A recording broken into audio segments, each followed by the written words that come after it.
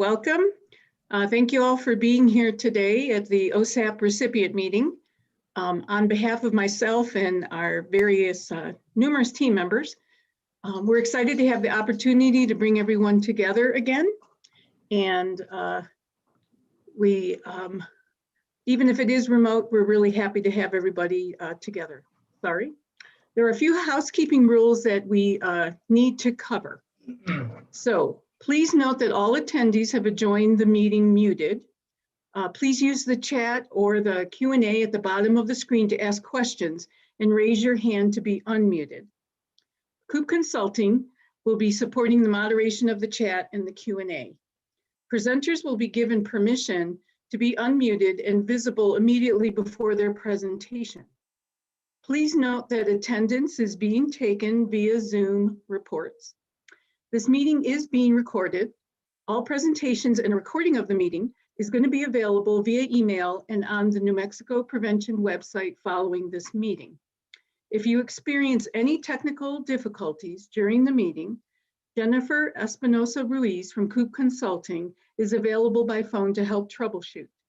That number is 269-220-0039. So before we get into our agenda today, I want to take a moment to thank you all for your continued work during these very difficult and unprecedented times. Prevention is more important now than ever, and your hard work and creativity to keep projects going is very appreciated in the face of COVID-19. We're going to take a closer look at COVID-19's impact on the prevention system in just a while.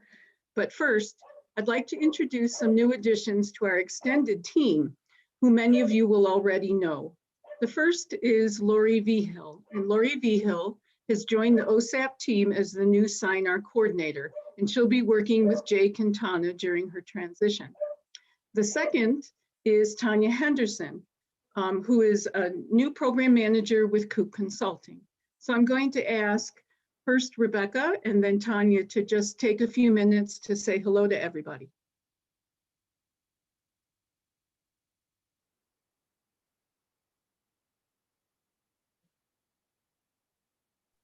Karen, yes. I think we mentioned Rebecca, her position.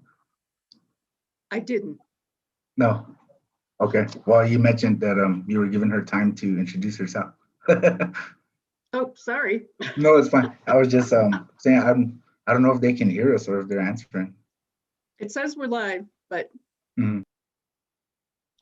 Rebecca's not logged in. Okay, how about Tanya? So hi everyone, this is Andrea, and Tanya has had a power outage this morning, but she did prepare a few words greeting, and it looks like I thought I would be able to type those in the chat, but I'm not able to. So perhaps she can introduce herself at a future meeting. I know she's disappointed not to be here today. Oh, I'm sorry to hear that. How about Lori? Can Lori introduce herself?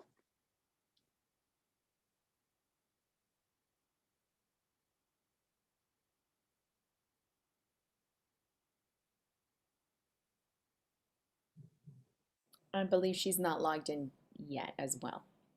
Okay, well, thanks for that update. Maybe we can check in on that later. So meanwhile, we'll just move to our next place. So I'd like to introduce Jay Quintana. As many of you know, we've had a major change in state and federal laws related to the sale of tobacco. So Jay's going to walk us through those changes that we have current and up-to-date information on SINAR efforts. Jay, can you take it away? Yes. Thank you, Karen. Good morning, everybody. My name is Jay Quintana. I am a prevention program manager now with the Office of Substance Abuse Prevention. I have been performing the duties, as interim coordinator for the SINAR program since I had moved to my new position. It's been a couple of months, and we've been trying to get a position filled and hired, but it's been a challenge, but I've still been able to go ahead and move the program along as well as I could, as well as doing manager duties I see Lori had joined now. Does she have the ability to talk? I just seen her on the chat box, but yeah. So Lori has been hired as the coordinator for the SINAR program here in the state, which I'm, excited because I really needed, help in that area, given, our duties and workload and stuff. So it's really, it's really welcomed, and I welcome Lori, given she has that experience working with SINAR, doing the activities and stuff, the merchant education visits, and she may have even been here, I believe, when we used to still do the enforcement or compliance checks with the youth as coordinators for the program. So Lori brings a lot of experience, which is good because the program is really interesting. And we're at a point right now where there's a lot of changes that we're gonna incorporate. We need to incorporate into the program. So it's a good time she's coming on to really learn everything from, the beginning, or if you will, we're more or less remodeling the program to address these changes with the age, as well as with the age change, with legislation, but also looking at tobacco licensing, which, is the first ever, and it's exciting. Lori, can you talk? If you want to introduce yourself? Hi, can you hear me? Yes. Hi, good morning, everyone. My name is Lori V. Hill. Some of you may know me, but for those of you who do not know me, I have worked in the prevention community for 3.5 years. I was a substance abuse prevention coordinator in Cibola County, working on the OSAP funded Partners for Success 2015 substance abuse prevention grant. I have a bachelor's of criminal justice with a minor of sociology, and I'm also a New Mexico licensed substance abuse counselor. Prior to working in prevention, I worked in the pretrial and misdemeanor and felony probation and corrections. Hi, Rue. So I'm very excited to work with everyone. I'm going to work very closely with Jay, and I hope to gain the skills needed to help everyone. I will be here. Please reach out to ask any questions. Again, I'm going to work very closely with Jay to help you with the SINAR and get things rolling. Thank you, everyone. You have a wonderful day. Thanks for having me. Thanks, Lori. So, with Lori, I'm glad, like I said, she brings that experience, which is helpful. Like the program, there's a lot of pieces that are that make up the puzzle. and right now, we are working hard on licensing with RLD, as well as starting to work on different areas with the SIU. The big factor and all that is the pandemic, and how we're still trying to move the program forward with all the challenges. And I really want to take this time to thank you, all you providers, that you worked hard to get your visits done and complete everything, and I really appreciate it, especially given the fact that you weren't given much in line in the terms of information contacts for RLD to back up the new laws or information that you took to the retailers. And I knew it was going to be rough, and I tried to get things set up to where we could get information, at least a contact, but it didn't happen in time. It happened later on, and I hope some of you got that information and were able to use it. But if Andrea or Jennifer, are you able to pull up the PowerPoint now? Yes, so that would be me. This is Andrea, and Okay. I'm going to work on pulling that up right now. So I just I put together a PowerPoint, and it's really just going over the main points of the program. Like I said, there's going to be a few changes in the areas of the age, legal age to purchase tobacco products. There's going to be a little bit more emphasis in the area of e-cigarettes and vapes, and possibly even nicotine juices. So there's a few things, that we need to look at that are included right now in Senate Bill 131, and there are currently some bills and legislation that could have, an effect on the program, more so, than it is now. So I can't see the presentation. I'm so sorry, Jay. We're working on it here Oh, on this okay. thing. There's a technical difficulty, Okay. of course. Just Yeah. what you Well, want I'll during just a meeting. I'll just keep talking if you don't mind. I can do Absolutely. that. I do that pretty well. But, yeah. So with Senate Bill 131, as all of you know, when I introduced it during the presentation or the training during August for merchant education, I basically, laid it out as far as, it was presented to me. That one thing, I wanted to let you all know was, I was just as much as in the dark as you all were.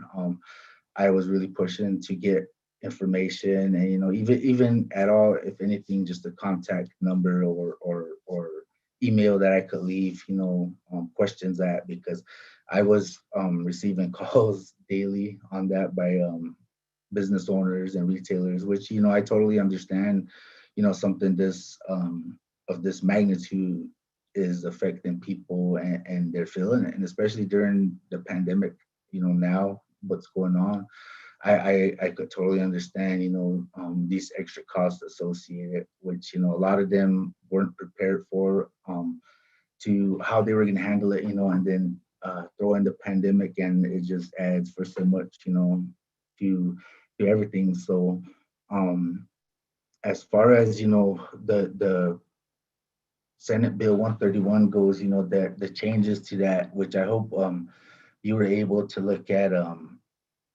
that Senate Bill 131 and get familiar with it, because in that Senate bill, there was a lot of changes which you would it would be advantageous of yourself, if you could read that document and become familiar with it, as much as possible. So I'm gonna basically talk about, the New Mexico Tobacco Products Act, and that age change. So if you all remember, in December of 2019, I believe,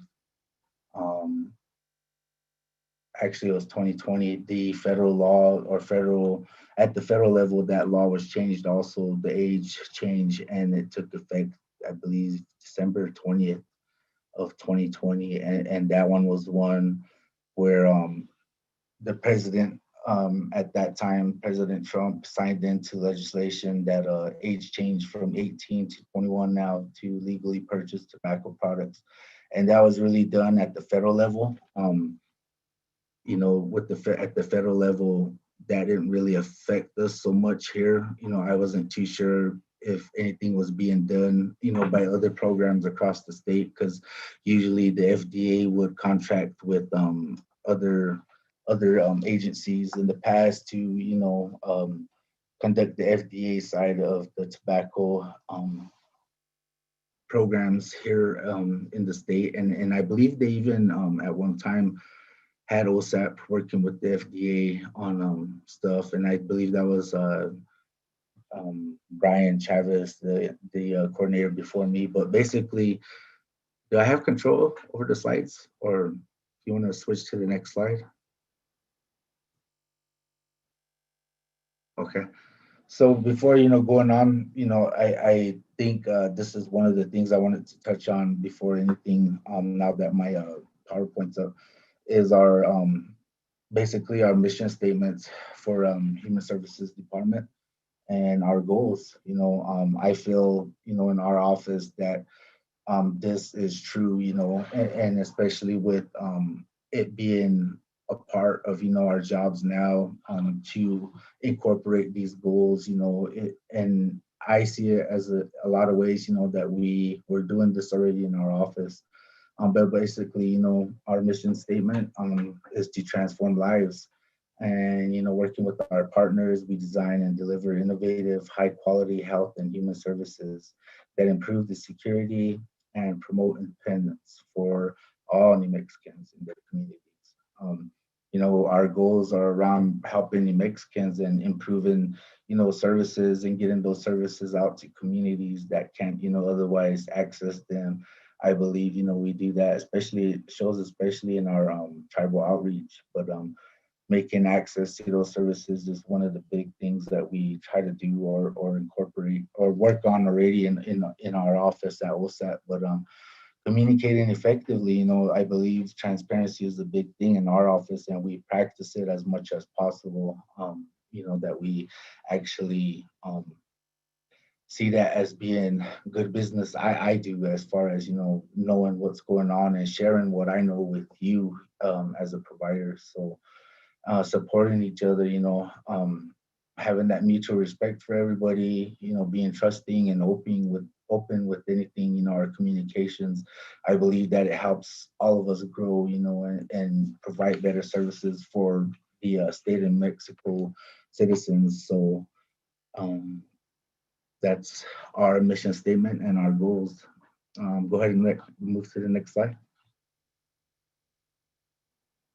So our agenda, just real quick, I already started, but basically going over Senate Bill 131, that age change federally at the state level, and now some additions or amendments to that Senate bill in legislation now.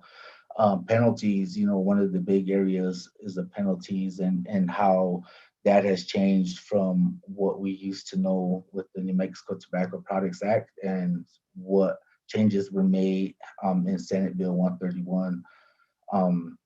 It's all contained in that Senate Bill 131 as far as the New Mexico Tobacco Products Act goes. And it's a good document. Like I said, there's so much helpful information, definitions of terms specific to the tobacco, industry, retails, manufacturers, distributors, all of them, which leads me into tobacco licensing. Like I mentioned, that's something our state has never had, and to have it now, I see it as being, positive, nothing but positivity going on there. For one, it makes my job a lot easier, or I should say Lori's job a lot easier, because it was really rough trying to get an accurate list or accurate picture of what it looked like as far as the number of retailers that sell tobacco products. And then when you add in e-cigarettes, or vapes and all these other areas that are kind of new, but the retail industry is picking up on those products, and because they're really popular right now, especially with youth. So tobacco licensing will give us a more accurate picture of what is out there as far as retailers, distributors, and manufacturers go. I think it's great because it also, produces that revenue for much needed programs around tobacco licensing or tobacco enforcement and compliance. So especially with the youth, I feel, that's all good stuff that's going to happen. Go ahead and move to the next slide. So talking about New Mexico, the New Mexico Tobacco Products Act. Next slide.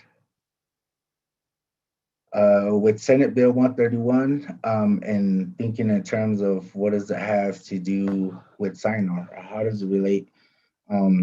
Basically, Senate Bill 131 is our blueprint. It's really on how we at OSAP design the tobacco program, SINAR program, here for our state in Mexico.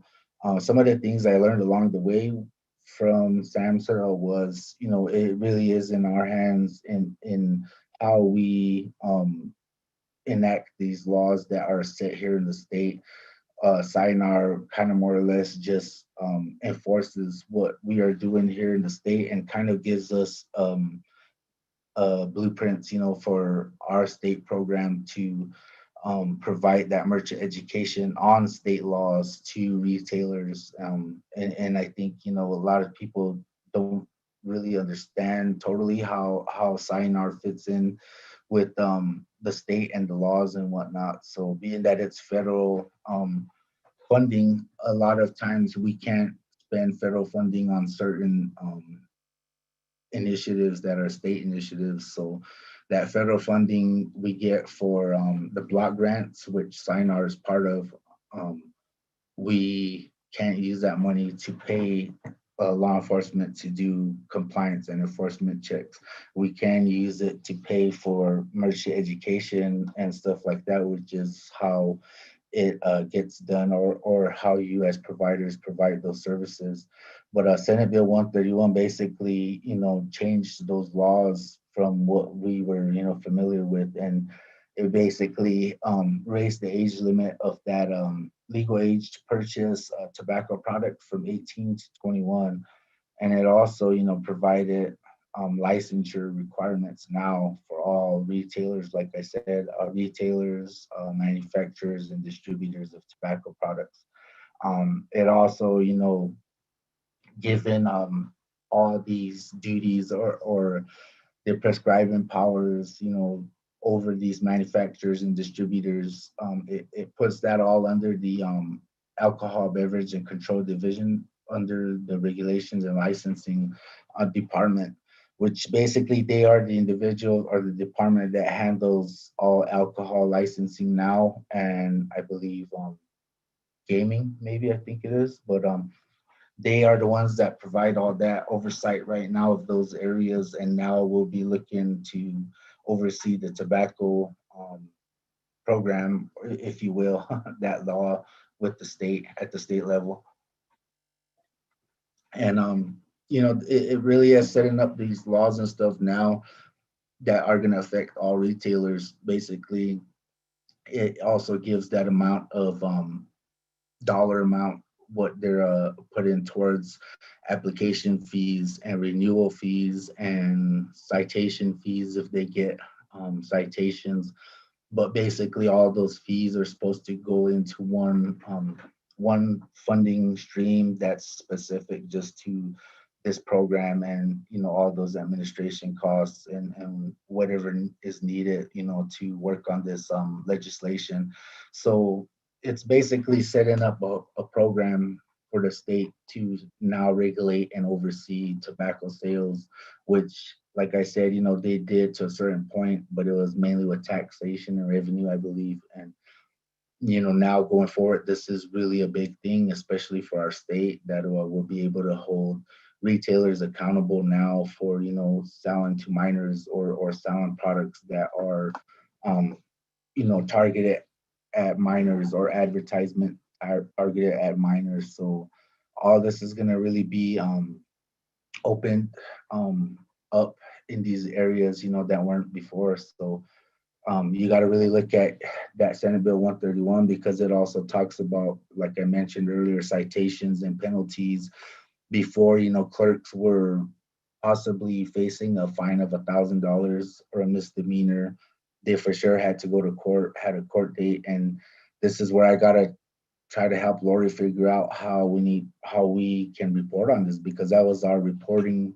One of our reporting areas was the numbers of court cases, citations, fees, and outcomes of those court cases. So all that was stuff that I took note and reported on every year. And now I'm not sure how that looks. So there's so much that we need to get done as far as the protocols for inspections for SIU, as well as, that information with SINAR, the program itself. But, at this point, it's kind of hard when you have to wait, for information to do your job. But I think the pandemic is really the big thing, with everything. So I just appreciate, that we are still able to provide services to the state during this time, because they are needed. So go ahead and move to the next slide.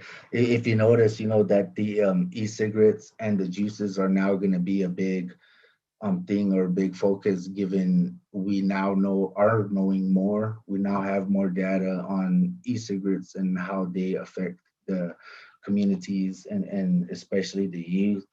I think that being that it was such a new product, it took a while. I believe it was just since 2016 that the FDA started regulating the nicotine juices in e-cigarettes. And, we are moving. We've come a long way from, not knowing much about it and the health effects of e-cigarettes. And, here in our state, if you recall in my presentation during August, the summer meeting, I presented on the YRS data, and that was showing, a rise in e-cigarette use and all of the areas of tobacco product trend use. Data was all on the decline. So combustible tobacco, chewing tobacco, all these areas were showing declines, but because of e-cigarettes, rising so fast that it kind of actually it led to numbers actually rising for overall tobacco nicotine use in our state by youth. So it really is scary when you think about e-cigarettes and how fast they're moving up. But I think it's good that we're going to start heading in that direction. It's just a lot of logistical stuff and dollars is always, the big thing. So hopefully Lori can figure this all out. No, I'll help you, Lori. Next slide. So this one was just, going over what I talked about with the regulations and licensing and their powers. It's everything, all this information in my PowerPoint is in Senate Bill 131. I had sent a copy to Andrea, maybe if she can send out a copy. Can you, Andrea, send out that to the providers that are in the recipients? Absolutely. Be happy to. Yeah, and that's just in case you didn't get it or you may be brand new to your position. So I'll ask or have Andrea send out that Senate bill again. And basically everything I have in this presentation is in that Senate bill. So the sign-our program, because of these changes, we are looking, like I mentioned, at our compliance and enforcement inspections. And that's really a big thing because right now, SIU is the only law enforcement agency that we work with that does, our enforcement compliance.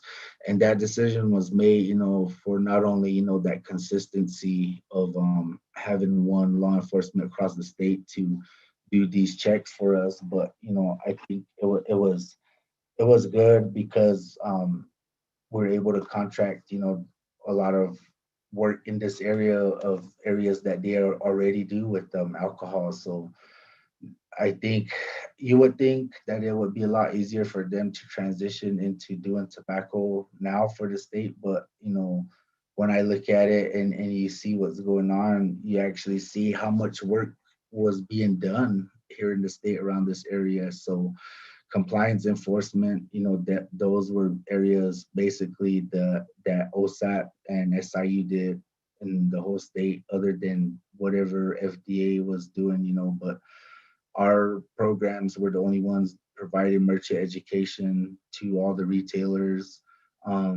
are checking compliance and enforcement of these sales of these retailers. So we're the only office that had the only list as far as retailers went here in the state, and that list was 82% accurate, of the retailers here, which every 3 years we had to upgrade that list and renew it, and that was a lot of work. So with tobacco licensing now, it should, help us out in the sense that, everybody that's getting licensing needs to, and if they don't get it, they'll be shut down or fined or whatever. But every retailer, manufacturer, and distributor now has to have licensing.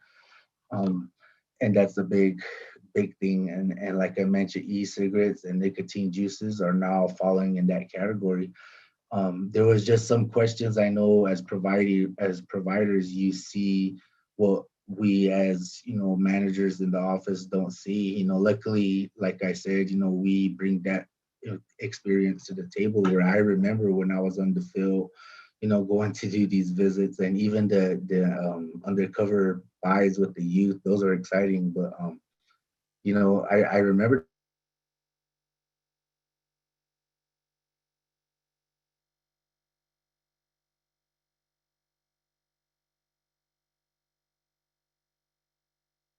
I used to see them to fit the customer's needs. So a customer can go in and basically have them made to their liking, even get their juices made to contain as much nicotine as they like, and it was like the Wild West. Like nobody nobody watched that, and that was all stuff that we made note of, and you know, I think that it's helpful when you report because it leads to change, you know, that is needed. So um, citations, fines, court cases, all that, like I mentioned, was part of the sign reporting that I did annually.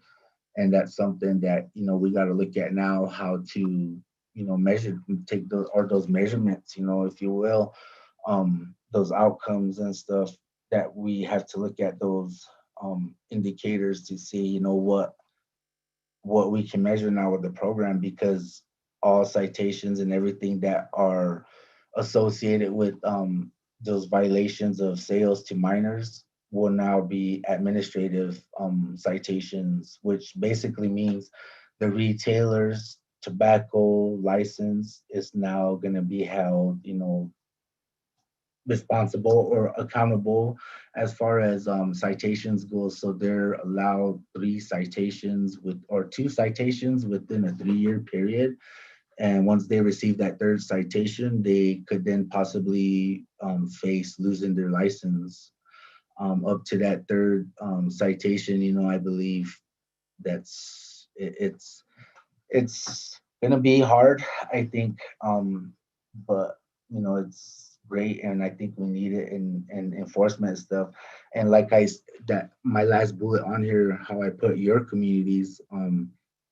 If you read through the Senate bill, there's a section. I'm trying to remember what number it was, but I have so much on my mind right now. But it touches basically on those provisions or those areas. And I know this is one in legislation now where they're actually pushing it to give or empower communities, municipalities, counties, towns, that power to enact or add any additional, you know, ordinances, any laws, you know, to this existing tobacco products, New Mexico Tobacco Products Act, to enhance, if you will, that law to fit their community. So say you have problems with e-cigarettes and the youth, you know, purchasing them or illegally getting them, that they are high amounts, you know, high numbers of youth, you know, of youth being caught in possession with them, and you want to do, you know, enact something that's gonna address that problem with the youth. Um, you could do that, and as far as I know, the way it's written is you're gonna be given, your community is gonna be given that opportunity to add these laws, but then you're also gonna be in charge of enforcing them. So your law enforcement in your area will be the enforcers or compliance, you know, people and that. And I'm pretty sure SIU will be also, but I see them being a lot more busier in this area than they have been, you know, before. So your communities now possibly could, you know, look at areas that are needed to address underage use or purchase in your community. So that's something to keep in mind and look at, because that could open up possibilities for more collaborations or you know, more relationships with those key stakeholders in your area, especially in the business areas. You know, there's so much opportunity I see in that area of making these connections and relationships and really or addressing issues in your community. So I see it as being a good, go ahead and move to the next slide. So here's, you know, the big thing that I tried to get for so long and finally I got it kind of late in the game though. And I know a lot of you providers, I may have already started your visits by the time I sent this information out. Basically, you know, I was trying to get these guys to, you know, give us something, because I felt, you know, we were kind of doing them, with the retailers, a discourtesy by telling them all this information, but not giving them that outlet, you know, to ask questions and find out more information and more answers, you know. And I believe, you know, I tried to remedy this because I knew it was going to happen this way if we did our job and you know, reported on state law around tobacco sales to minors. But in order to do that, we had to include the new laws, which includes RLD. And I tried to get that information and get it sent out and put out, with the merchant education packets that you all took with you on your visits. But finally, we were able to get the information. They have a email address for you to send all your questions or comments, I would think. That they also have an information tab on their website at www.rld.state.nm.us /ABC. So these are two email addresses, or email address and a website address that you can now go to, and you can also direct retailers in your area to these websites, to these emails, basically what we didn't have before. And I feel for you, and I'm sorry I put you providers in that position. And like I said, I just tried to soften that blow to everybody. And I appreciate you providers, the work that you did, and even giving me a call when you had questions and I tried to answer. But I appreciate you. So thank you. The next slide, if you will. There's also contacts, specific contacts, names of people you can, and their addresses and phone numbers to call.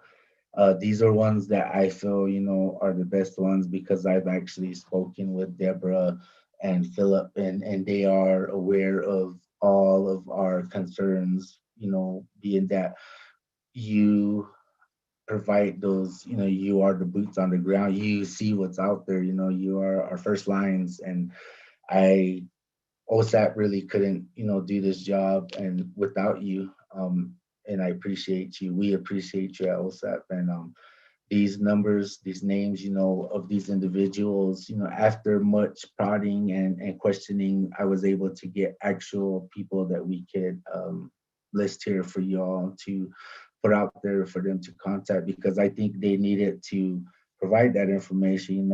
Once these laws were signed, that we needed these people, these contacts. So now that we have them, it's great. And I appreciate, getting them from the individuals that I did. So it took a while, but we now have contacts that you can send retailers to when they're asking you questions. Next slide. I think this PowerPoint going to be shared with everybody that's at the attendee today. Yes. Basically. Oh, sorry, Jay. I was going to say that we can email that out, and then Pyre has also agreed to help us put the presentations up on the nmprevention.org website. We're also recording this meeting, so all slides and the recording will be available after the meeting. Okay, thank you. Yeah, so that's it really, in a nutshell.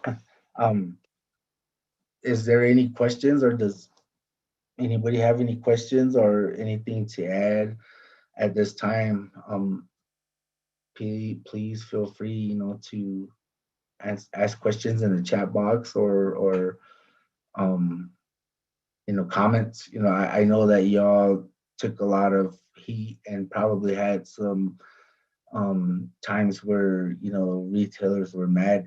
I know I did, and I was thinking about working in corrections and having my conflict resolutions and talk downs, all that, those skills I learned as a corrections officer, and actually them coming in handy in situations like this. But I totally understand, change is uncomfortable for all of us, and especially when it hits us in the areas where it hurts the most, or we feel it the most, which is, our pocketbooks, especially in this time of the pandemic. Everybody is feeling it, everybody's, feeling it in some way, and I think it really speaks to your work, being able to provide these services in light of the pandemic or what's going on. And, I know a lot of you are considered essential workers, and I think you deserve a lot more recognition, for that, for that whole thing, that being able to provide services. Because I mean, I know it's needed. I hear it a lot from community members that, these things still are needed. The pandemic, doesn't stop bills. It doesn't stop mental health disorders or SUD orders, opioid use disorders, so to be able to provide services still is really great. And, I appreciate everybody that is still able to do that. So Jay, we do have a question in the chat. Ardina asks, good morning, could we go back to our retailers and give the information of the link? I think it would be a good tool for retailers. Yeah, I mean, that's up to you. I was trying to think, on how that goes, because I know in your scopes of work that we laid out that you had to do this one merchant education visit, and possibly, a subsequent visit, in case those or retailers needed one. It really is up to you. I know that some of you got more questions and got more heat, like I said, from retailers on this topic. So it's really up to you if you want to go back and share this information. Right now, I'm currently in talks with an individual that has information. I believe they were with the FDA. They have information at the federal level, what is going on right now in our state, which I'm kind of curious to find out what's going on. So I made a request for their toolkit, if you will, or information they had, that we could review it and go over that and see what that looks like at the federal level with the FDA. Here at the state level, a lot of what we have is basically dependent on what we get from RLD and what we work out with SIU. Right now, again, with the pandemic, that stopped a lot of, things. That stopped all operations for SIU, not only with tobacco, but also in alcohol. I believe all their efforts are now being directed towards enforcement of the governor's, directives, especially in the areas of business. So I know they're concentrating on that right now, and I haven't gotten word on when, business can start back up, but I think it's a good time to work on those inspection protocols, because they are going to need to change. For instance, the age of the inspectors into those protocols, those are going to have to change.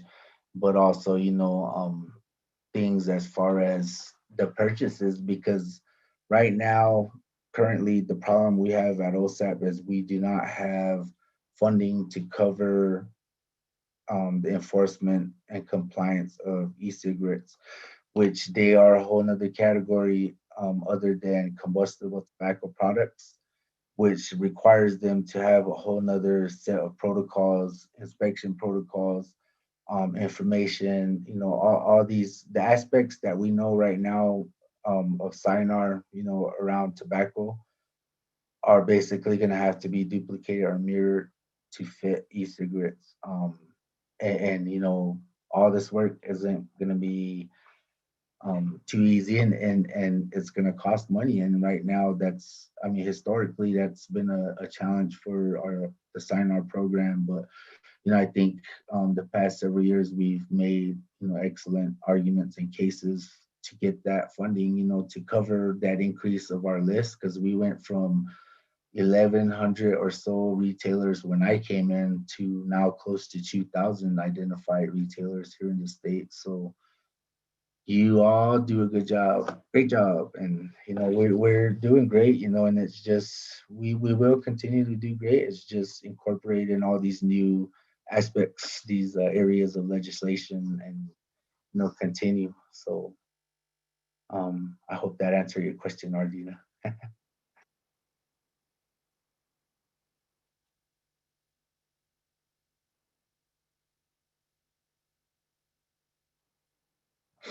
So I finished a bit early. I'm not sure.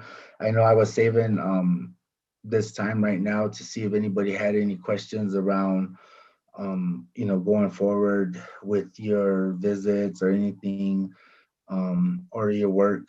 I know one of the areas that I would, possibly think about as in possibilities. And I'm always thinking about the future, which makes me an excellent chess player. I strategize a lot on things, and with this one, I'm already kind of seeing it as an opportunity for you to work with, like I said, those key stakeholders, businesses in your area, and looking at your tobacco problems and maybe the possibility to address them. But that's all to come. It's not nothing set in stone. I just wanted to make you all aware of possibilities if these areas, if they're signed into legislation. So if anything, one thing to get all of this is become familiar with that Senate bill, because it is a lot, and there's a lot of changes to that, and it'll be good to read it and understand it. Thank you, Jay. We really appreciate all that great information. And I just want to remind folks that if you do have any questions, please feel free to reach out to Jay via email or phone to ask him. As you can see, he's happy to share whatever information he has. And we really appreciate that. I just want to take a few minutes, since we are a little ahead of schedule, to go backwards and introduce some folks that we wanted to introduce earlier, but we were unable to. So I mentioned earlier that Tanya Henderson had joined the Coop consulting team, and I was hoping she could take a minute or two to introduce herself.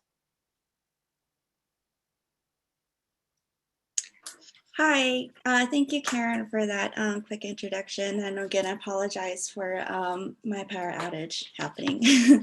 So, hi, good morning, everyone. Yata Bene, Jaja Tanya Henderson, Nakai Danet, Nishla, Nanasaja, Bushichin, Nakshana Shache, Tanazani Chanela. Good morning, everyone. My name is Tanya Henderson, and my pronouns are she, her, and hers. And I have a bachelor's degree in public health, allied health option, and a little bit after I studied public health in epidemiology for a little bit. And during my undergrad years, I started as an intern at Southwestern Colorado Health and Education Center in Durango, Colorado. And after graduation, I moved to Clovis, New Mexico, and I worked for Currey County for about 2.5 years as the OSAP programs coordinator. And Currey County was a recipient of the 5-year grant called Partnership for Success 2015. So I was part of that PSF 20 cohort alongside with Lori B. Hill, who's the new SINAC coordinator. Congratulations. And yeah, so during that time, I was able to obtain my CPS Certified Prevention Specialist certification. And back in September of 2020, I joined Coop Consulting as a program manager, providing technical assistance to all the wonderful OSAP prevention programs in the system. And I'm just absolutely thrilled to be here. I get to work with some familiar faces, and just, feel free to reach out whenever you have questions or just want to say hi. I'm always available and free. So yes, thank you again. And yeah. Thanks, Tanya. We're very happy to have you on board. The next person I wanted to be able to speak is Rebecca Lepla. And Rebecca Lepla has moved from her prior position as PDO program manager, and she is now our FR CARA program manager. So Rebecca, could you introduce yourself? Sure, I'm Rebecca Lepla, and I am a preventionist, but I've been working on the opioid grant since I've returned to OSAP. So I'm now the FR CARA program manager, but I'm also working with SOAR and PDO in the interim until we hire for those positions. And I'm happy to be here, and I really, really enjoy working with all of you. Thanks, Rebecca. So I think we have a great team, and I'm really very happy to work with all these wonderful people. So I'm going to hand it back to Andrea. I believe she has a couple of activities that'll take us up to our next presenter.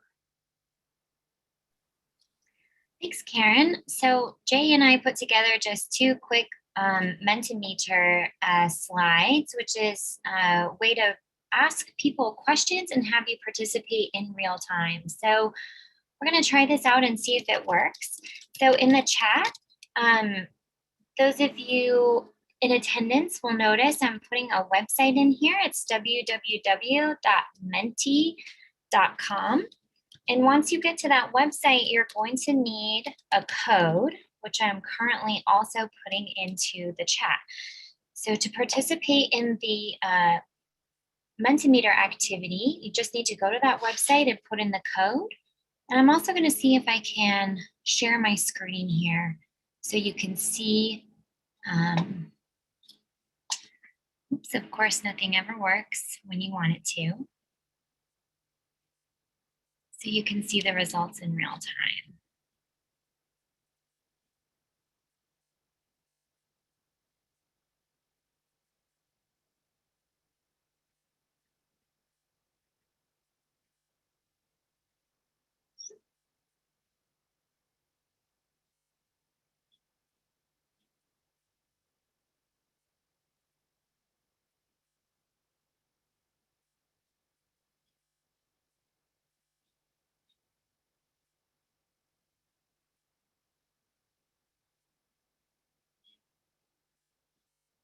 Is everyone able to see that activity? From my end, it just says, click here to exit full screen. Is that what everyone's seeing as well?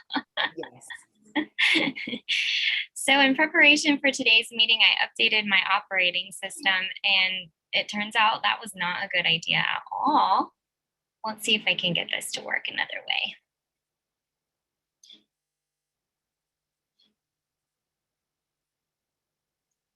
We do have people participating, and I can see some results. So I'm just going to try one more time to pull those results up on my screen. Is everyone able to see that now? Wonderful. Yes. So it's a true or false question that Jay put together. True or false for direct answers about tobacco licensing, contact the licensing and regulation department.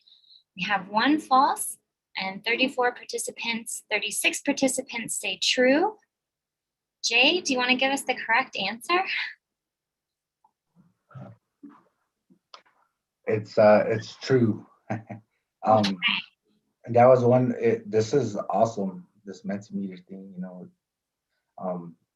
Yeah, we were trying to ask questions or figure out questions and stuff. So this is cool. Thank you, Andrea.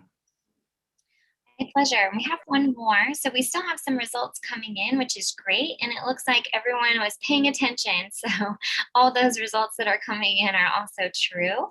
I'm going to stop my share for just a moment and pull up our next question.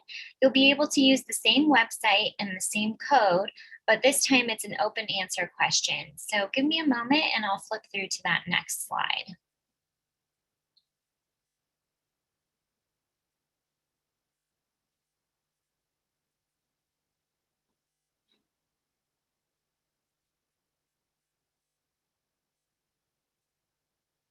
So this time our question is, if you could add a law to the NM Tobacco Products Act and your community has a need for it, what would it be?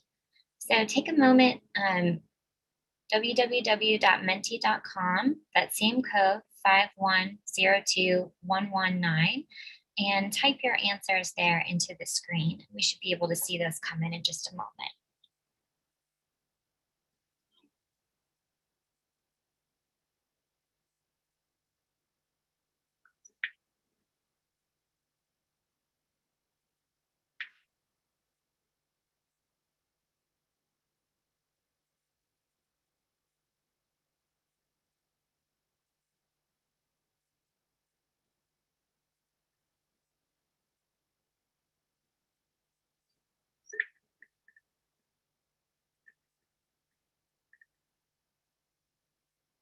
Great, so we've got some answers coming in. If you could add a law to the NM Tobacco Products Act and your community has a need for it, what would it be? We have one response, none, more education required. the ability to locally enforce violation of laws by retailers, not necessarily law, but needed enforcement. A total ban on e-cigarettes, probably not that realistic, but hey, I think that's a good goal. Having licensees have refresher training on a yearly basis. Perhaps a limit to the number of packs purchased at a time. E-cig ban, a complete ban on e-cigs. We've got some like-minded individuals here. A tax hike, money for schools, more stringent vape regulation. We have limited sales to those with underlying conditions, require any citation money to pay for enforcement, penalties for being minors, that tobacco merchants take training to be licensed, public nuisance laws for communities similar to alcohol. Tobacco companies need to contribute a fund to assist with smoking cessation, greater regulation of products appealing to children, so flavored, etc. To list all ingredients in product, raise purchase age to 30, mandatory license registration of all nicotine products, youth in possession have consequences, stricter regulations on e-cigs, vaping, requirement that police, state, county, city, local enforce it. One person isn't quite sure, still thinking about it. Not allowing tobacco sales near schools within 1,000 feet. Stiffer penalties for underage users with enforcement of tobacco cessation education, more education on e-cigs and vaping, prohibit sales of tobacco in the community unless tobacco is traditional for medicinal use, more education, having license refresher training, taxed heavily, and we don't need any more laws is the final answer there. These are some really great responses. Thanks everyone for participating. Jay, any comments about those? No, I mean, that's awesome. And I'm thinking, I kind of more or less wanted to get everybody thinking on this topic and know that, it is something major that affects all of us, it affects our youth. And I think oftentimes people don't think in those terms, as far as how it impacts us, whether it's, directly or indirectly, it affects all of us. So to have you all thinking in those terms, of how it is, what it looks like in your community, is really what I was hoping to do. And that just showed me this app is awesome.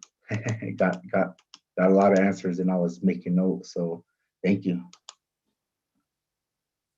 Thanks for participating, everyone. Really great responses.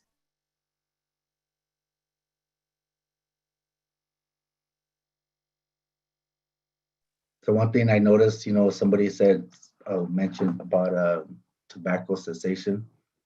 That was one area when I was going through Senate Bill 131 that I was surprised, because it actually talks about that in there on youth found in possession of tobacco cessation products. So I'm thinking nicotine patches or nicotine gum, stuff like that, minors, anyone under 21 could, legally purchase these cessation products. And I was thinking, I wonder if there's any cases where youth abuse patches or gum. I was just thinking, that's interesting that it's in there. But yeah, it's a lot of good information. So read Senate Bill 131. Thanks, everyone. Those were great responses. So we're going to move on to our next presentation. And as we mentioned before, we recognize that COVID-19 and related restrictions across the state have helped to contain the spread of the virus, but they've also had adverse consequences. We know that social isolation has had adverse mental health outcomes for some, and that substance misuse has been increasing for many. We also know that many of you and your families have been directly impacted by the virus. We've also had staff impacted by the virus, and our thoughts are with you and yours. Finally, we want to acknowledge that the work it takes and the challenges that you've encountered during these times, and that you've still continued to do valuable community work. You've all risen to the challenge and found creative ways to serve and engage your communities. Our next speakers, Michael Coop from Coop Consulting and Dave Currey from the Pacific Institute for Research and Evaluation, are going to speak more now about COVID-19's impact on our prevention system. So Michael and David, it's yours. I think I'm up first. So thank you very much. I will get us rolling. And I am Dave Currey. I'm with the Pacific Institute for Research and Evaluation, as mentioned. And the first thing I'm going to try to do is share my screen so I can get us into the PowerPoint that Michael and I put together for today.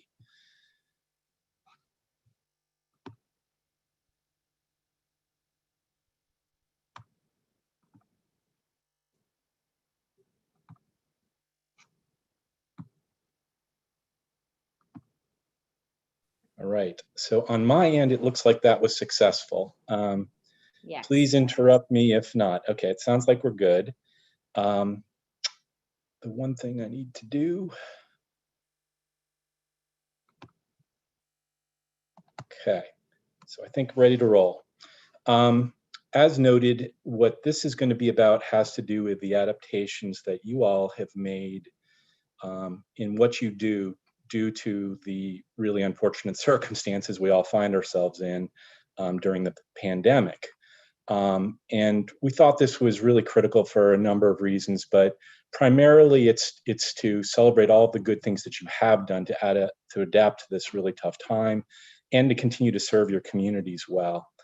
And so with this, what our source is and what we're going to be talking about is the information that you all included in your various semi-annual reports to OSAP.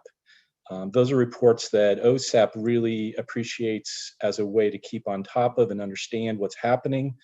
And that's particularly important right now as things are quite different. But also we as the contract agencies, PIRE and Coop and others, really appreciate it as a way for us to see what you're doing and make sure we're on top of that as well. And this year, as you all know, those of you who filled out those reports, there was a question, a section basically that was asking about the things that you've done differently over the first 6-month period of your contract year, the adaptations you've made, et cetera. And so Michael and I reviewed those. I'm going to start by talking about what I pulled out as some of the key themes I saw across the reports, including some quotes from you all that I think are representative of some of those themes and may be helpful. And then Michael's going to talk about some of the observations he had and some of the recommendations he had based upon going through those reports and us talking together about what we'd seen in our reviews. And so that's what we'll be doing today. This is the question and the section basically of sub-questions that had to do with COVID. If you filled out the report, this should look quite familiar, but basically it asks about the adaptations you've made and any lessons you've learned along the way and that you'd like to share with others. And so hopefully with what we review today, we'll be able to cover a number of things. And can you hold on one second? Sorry about that. I'm coming to you from my living room and they just delivered the mail through the front door. Hopefully that's the last interruption. But yes, hopefully there'll be some nuggets in here that are coming from you and that you're able then through this process, through us sharing, to be able to share with everyone. And so hopefully there's some things in here, some lessons learned, some things that will trigger your thoughts about both sort of celebration of some of the things you've done, some acknowledgement of some of the hardships, but also then some thoughts about some things that you might consider doing a little differently based upon seeing and hearing about some things that others have done, okay? So the first thing that I noted really is the big one, and that's just how much everything has changed just at a really broad level. This is the obvious one. You know, nothing is the way it was, not for any person, not for any system. These are really unprecedented times in communities across the world. And that just needs to be acknowledged in anything that is done that reviews and thinks about the work that's been happening during the pandemic. and what's happened within communities. And so, being aware of that is something we should just always be aware of, because it affects everything. It really does. And it is the case that it's not the same effect everywhere, that some communities have been affected more than others. And in particular within New Mexico, it's particularly important to acknowledge the very significant impact on tribal communities, and what that has meant. And that while everyone is feeling this, some feel it more, and certainly tribal communities are very much near the top of that list. The second quote that's on here is, realistically, there are no data or research on maintaining fidelity during a global pandemic. And I think that's a good acknowledgement of just how different things are. There's no handbook for this and how to work through this. The other reason I included this quote is just because the word fidelity, I think, is an important one to keep in mind. So with fidelity, there's things that are, fidelity to a program, fidelity to an approach. There's things that are very specific that, it asks you to do. And those are the things that really are important to try to follow as much as you can in trying to do those programs and in those approaches well. But it is also the case, and we know this, that within fidelity, a lot of the most important things are at a broader level. They're conceptual, and they are about maintaining the core of what's important, the essence of the important work that's being done. And I think that's what we're all doing right now. So in a lot of ways, fidelity's become really important, because it causes us to think about what's most important and how do we maintain that, and how do we adapt in circumstances where exactly what we do is not clear, but we want to stay true to the core of what's important. And so that's part of the reason I included this in here, is because of just how important fidelity as a concept really is. All right, the second theme, and this is a subset of the first, really, is just how much the changing conditions really had an impact on the different events that you all engage in and get involved with, and the different activities that you have planned, and especially because your communities are so impacted and your partners are impacted by the pandemic. And so a lot of your work with them, it necessarily stalled as everyone tried to adapt to a crisis situation. And this was particularly true for two of the most important partners that a lot of you all and we have, which are schools and law enforcement, where they really in particular had to do a lot of things and still have to do a lot of things to respond to this crisis situation. And so that's made things difficult. That's flat the case, and it's important to acknowledge that. I think the last quote there does a very good job of summing it up. We have done what we can to carry out strategies in the midst of complete social, economic, and public health disruptions, but the community's needs are great. And that absolutely needs to be center stage, is an understanding and appreciation that in these times of crisis, that there are things that will happen that need to take priority. As we know, as prevention people, though, prevention is always really important because it will make a lot of difference in the long run. And so our work continues to be important. It's just we need to acknowledge that the crisis situation and things that have to do with that will take center stage, but we need to be there too, and we need to be assisting, and we need to be making a difference because it will make a difference in the long run for these communities. And that's really important right now, as it always is. Third theme I pulled out had to do with the difficulties of online activities. So all these themes so far, I think obviously are the most obvious for everyone really, is that that's been difficult in many places. And many places still struggle, many communities, many people, many systems with a lack of technology, and what that means. And so some of the most important things I think maybe come through in the first couple of quotes that are on here. The first being that strategies targeting vulnerable populations such as the elderly and Spanish speaking have been difficult to reach during COVID-19.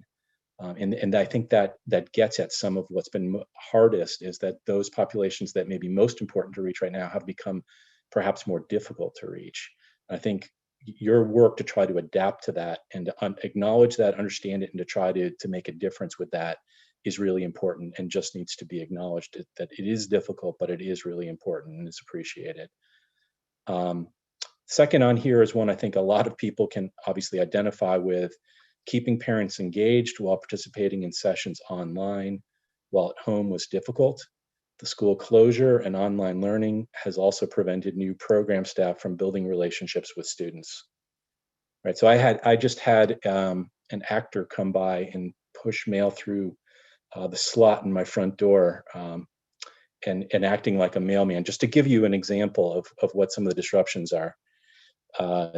No, I didn't have an actor do that, but that's the most tiny example of how we're just having to adapt, and doing things from home in a home setting can be particularly difficult. I don't have kids. My wife and I don't have kids, but I can tell you it immediately became apparent how anyone who has kids and is doing the work that you do, anyone that you're interacting with and trying to help and bring assistance to and serve, like the parents in this quote, their worlds have been changed, and it's just that much harder if the worlds not only of you but of your children have changed as well. And so all of that's really important and needs to be acknowledged, and I think it does. So these technology issues have been difficult to overcome, many of them.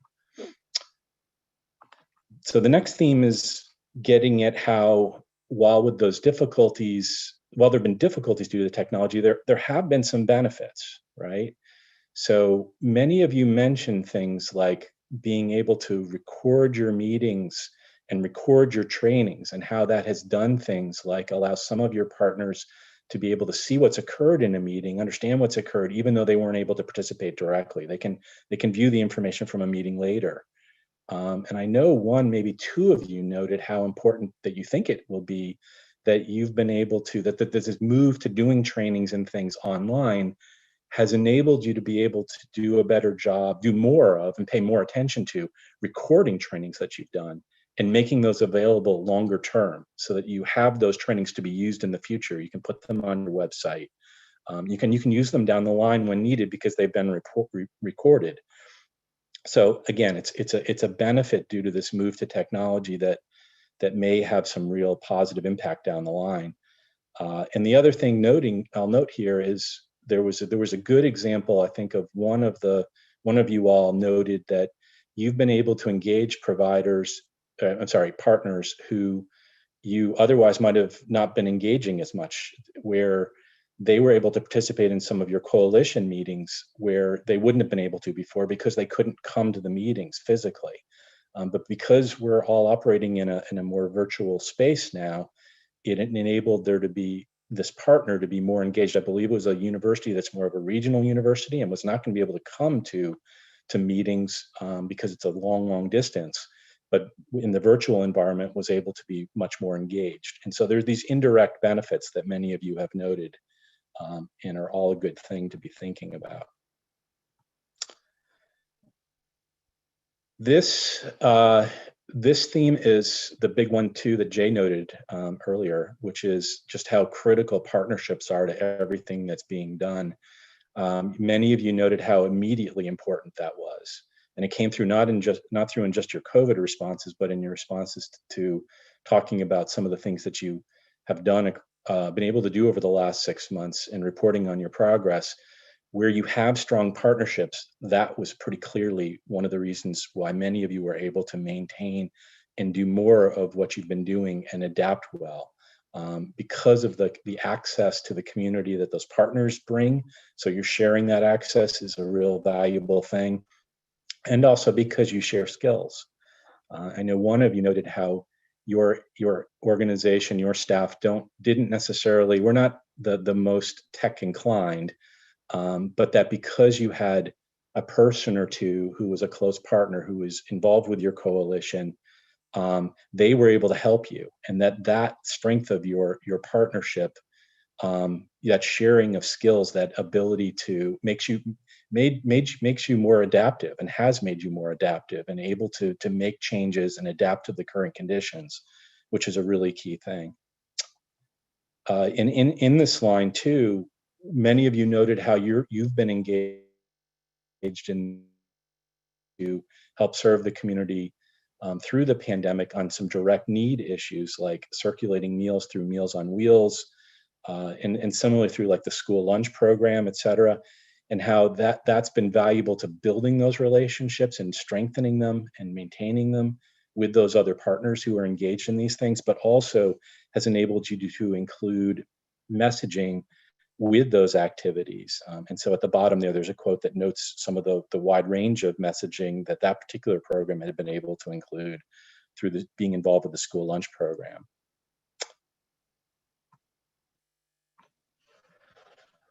This theme was not as directly mentioned by as many of you as I thought it might be, but many of you did note this, and I think it's really, really critical, which is that these times have made it quite clear just how important being able to support each other's mental health concerns, your wellness, and that translates into work-home balance very much, how key and critical that has become. I think we all know that that's always really important, but this crisis situation, I think, has brought out just how central that issue is, and hopefully that has positive benefit for paying attention to these issues going forward. But right now, I think, and it is really key that we all acknowledge this, and we all, through what we do, understand that, you know, we are about serving other people. Through my work as an evaluator, I serve you all, and I can't do a good job of that. You can't do a good job of serving your communities if I'm not in a good place. So self-care and my own wellness is really critical. Your own wellness, your own self-care, and you're supporting each other, supporting your colleagues. It's absolutely central. And I think this is one of the potentially longer-term positive benefits of this pandemic situation, is the crisis, I think, shines a light on just how central this is, and hopefully has enabled us all to understand that, and that will have lasting positive impact on how we treat ourselves and each other going forward, because this is absolutely central to being able to continue to do these jobs well and to serve our communities. All right, the final thing I wanted to do is just note two other things. One is, I think, captured in that first quote, which is about working with pharmacies, and it called for some adaptations that they had to move to, and realized that it would be beneficial to move to distributing information through window clings and materials at the drive-through. This was different than what they'd normally been focused more on, which was more the direct patient interaction, the direct person interaction when somebody comes into a pharmacy. But in this case, it's the reason I included it is really just as an example that not all these adaptations need to be in a tech virtual environment, that there are still interactions happening, but it just calls for adapting what you normally do to fit those circumstances. And in this case, it didn't call for a high-tech answer. It was about window clings and physical materials, but doing it in a little bit different way. And so that should be celebrated, and it's important to note. And then the second thing on here is just, one of you in particular really noted this. I think it's an excellent quote below at the bottom here that sort of illustrates some of the importance of taking advantage of what's being offered, right? It's the when life offers you lemons, make lemonade kind of thing. And in these conditions, so much more has become available online in terms of trainings. And there are real advantages to all of that, including, as noted in here, not having to pay for travel costs, et cetera. So this is a particularly good time to try to make sure that you're taking advantage of what's out there. You're aware of it. You and your staff are doing that. I think this quote brings that home. So that's it in terms of what I wanted to cover with you all. But I'm going to then turn it over to Michael, who's going to go through some of his observations and recommendations and thoughts for you. So Michael. Thank you, Dave. We haven't talked about this part. Do you want me to move the slides, or are you going to continue moving the slides forward? I'm happy to, if you'd like. Great. Okay, that's fantastic. Thank you. And hello, everybody. This is Michael Coop at Coop Consulting, and very happy to be speaking with you, and very happy that you're all present today. Dave and I did work on this together, and we're very very impressed by the thoughtfulness that all of you expressed in your report about what you had gone through and the kinds of adaptations and changes, as well as the barriers that you had to deal with during the past 6 months. I'm going to start with just some of the things that I observed, and there's a little bit of duplication of what Dave just talked about.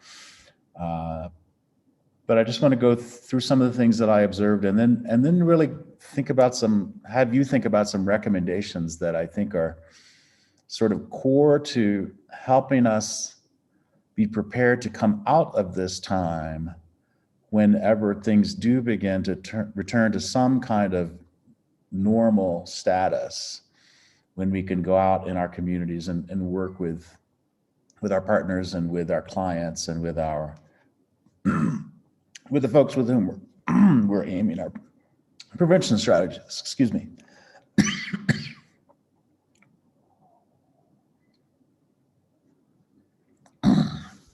So just the first thing to observe is that the last half year and previous to that, but in terms of your prevention contract period, the first 6 months of the current year was really hard. And most of the work that you do was slowed down quite dramatically during the fall. Having gone through the spring and summer, trying to adjust and trying to make accommodations and adaptations to your work. It didn't get a lot better in the fall, although many of you did get better at applying what you were learning through the process and applying the adaptations that you had made. Your staff suffered a lot during this period. You were never trained to deal with any of these issues. And so anything you were able to do, and you did a lot, was through your own fortitude and your own skill and your own creativity. And I think you're really to be congratulated for that, you and your staff and your teams and your board. You've done just an incredible job of continuing to get prevention messaging and prevention strategies out to your public. Next slide. So Dave alluded to this, but for those of you who have kids, you suddenly were faced with 2 full-time jobs. And the reality is that all of your partners in the community with whom you implement strategies and with whom you coordinate your work, they're all in exactly the same predicament. So I know I have a 7-year-old, so I'm having to deal with this as well, but it's hard. It's really, really hard for those of you who are parents. And I just want to take my hat off to you and congratulate you on continuing to get work done in what is a very, very difficult situation. The other thing, and Dave also alluded to this, is that 2 key partner systems in virtually every community in the state were suddenly closed when the pandemic hit. That being law enforcement and school systems. Law enforcement was suddenly tasked with a very, very different set of objectives, and schools were just trying to figure out, what in the world are we going to do with these hundreds and hundreds, and sometimes in the larger districts, thousands of children who cannot come into our school buildings and work with their teachers. And so they were way busier than they had ever imagined being, and just trying to figure out how to continue to educate their kids in our state. And they did not have the time to work with you on prevention strategies. And so 2 entire systems were just shut down and closed to any real interaction of substance. And there were a few exceptions, and some of you noted that in your reporting, but for the most part, work with schools and work with law enforcement just came to a halt. And that's tough for your prevention programming. Next slide, please, Dave. just getting out your message and your materials in particular became extremely hard. Some of you who had staff and who already owned the software and the hardware were able to transition to an online delivery method reasonably well. But others of you were not, because you didn't have, highly skilled staff in online tools. And a lot of you did not have even, enough laptops for everybody on your staff to work from home or that sort of thing. And so some of you, particularly those in the more highly skilled staffing situations, could adjust and did adjust. A lot of you could not, and a lot of you, it took some time, and you're still dealing with issues. It has not been easy. This virtual work takes a lot of knowledge, takes a lot of software understanding, takes a lot of flexibility. And so, there are inequities all over our state, and there are inequities among communities in our state.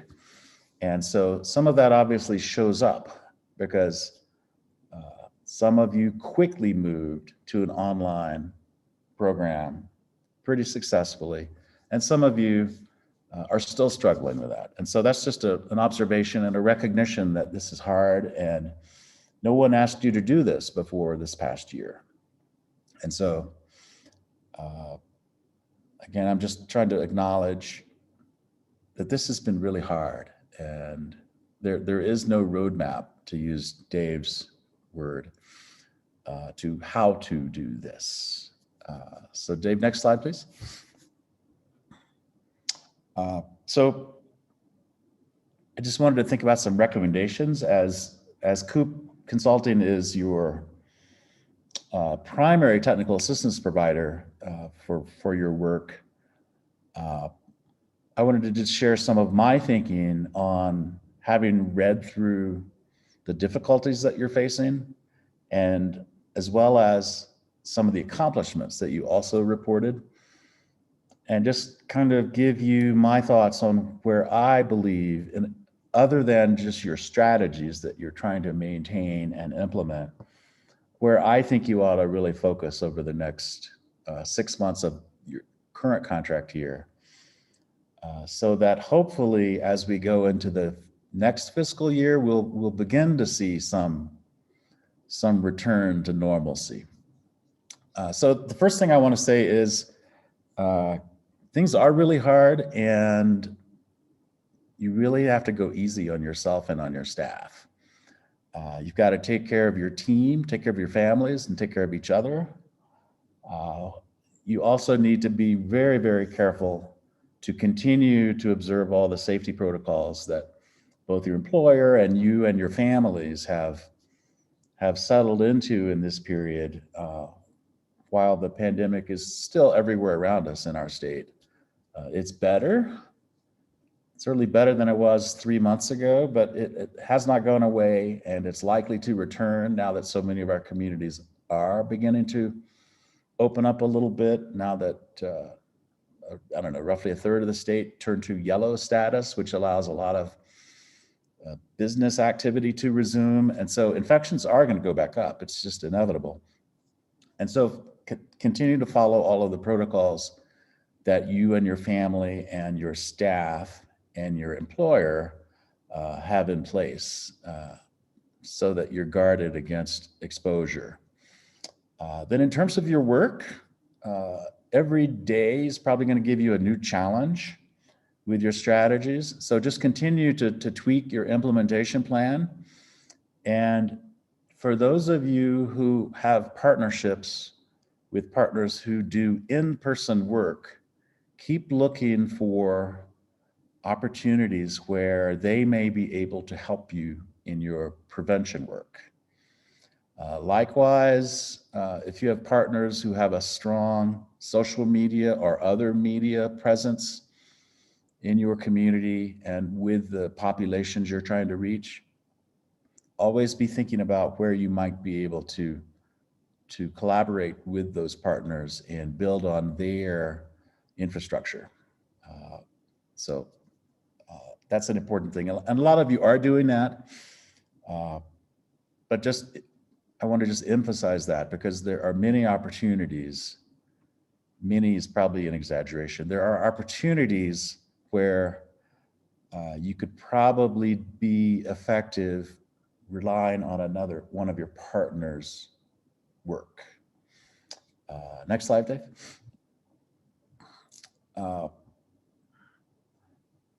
I would urge you over the next 6 months of your contract to really focus on strengthening your coalition.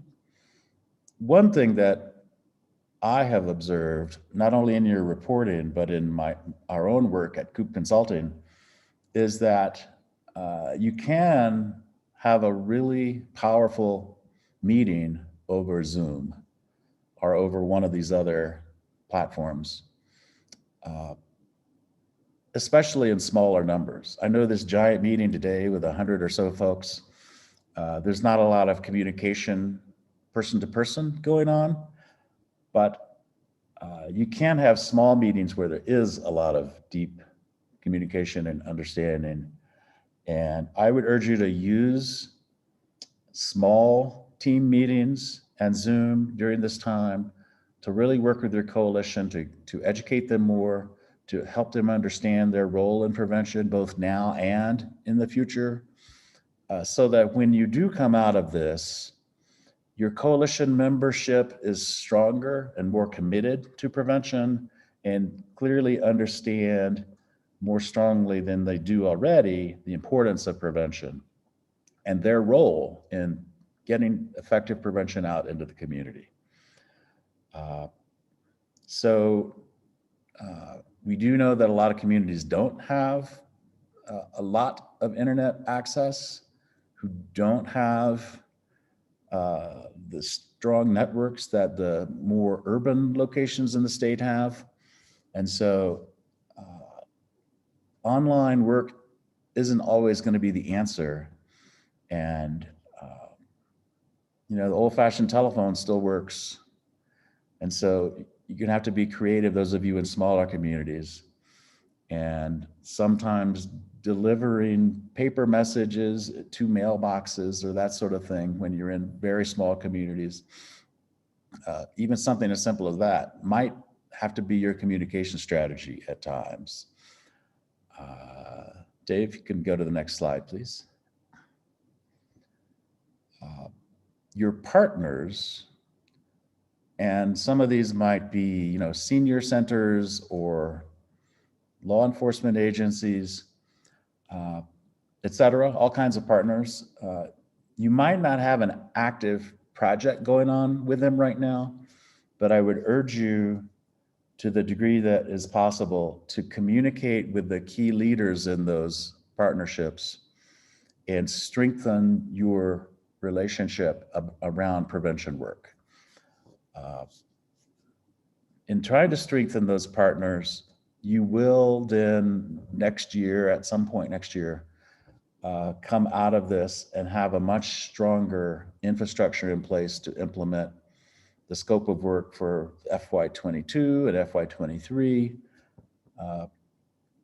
And I guess that piece of what I want to emphasize is, just because right now you're unable to do something with a school district, for example, does not mean that you can't, with hard work, you can't be prepared to have a very strong school-based implementation next fall or next spring. And so do anything that you can to strengthen those relationships with your partners so that you do have that infrastructure in place when things begin to look more normal. Some of your partners can now help you, and a lot of you gave examples, and I listed some of them in this third item here. And it might be disposal bags and lock boxes. It might be, posters, flyers. It might be other materials about prescription drug sharing or something. Might be underage drinking messaging, but you have partners like senior meal programs and food banks and school meal distribution sites, which are spread pretty much everywhere in the state, at least in the public school system, where meals are distributed to children and they're picked up daily. And so those may be places where you could find very productive relationships if you're able to collaborate and get messaging out in those containers that are physically handed off from people providing an in-person service to parents or to the elderly in senior centers when they're serving meals. Those kinds of things can be opportunities for you to continue your dissemination of educational materials and products that people can use, like a lockbox or disposal bag. And so look for those, and I'm sure you're already doing that, but continue to look and think, now what else can we be doing to get these materials and messages out? Dave, can you, next slide, please? There are partners that I'm sure you don't have much contact with right now because it's just been too impossible to figure out how to continue working with them. But even if the work isn't proceeding right now with a particular partner, don't let that relationship die. Try to cultivate and strengthen that relationship, even if it's just you as the prevention director and someone at another nonprofit agency in town. Do everything you can to hold on to the partnership relationships so that you can eventually partner together to do prevention, whether it's the next fiscal year or the spring of the next fiscal year, when things do begin to seem normal again. And this is particularly important with your local schools and your local law enforcement agencies.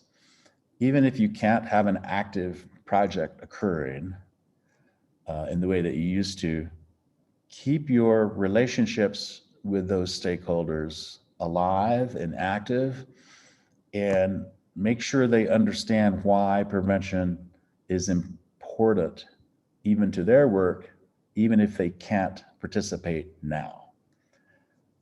And you can be useful to them, be a resource to them.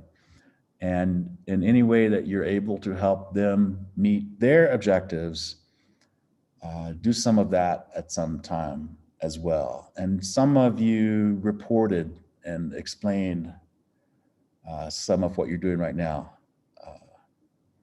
And food distribution is something that several of you said you were helping to occur in your community.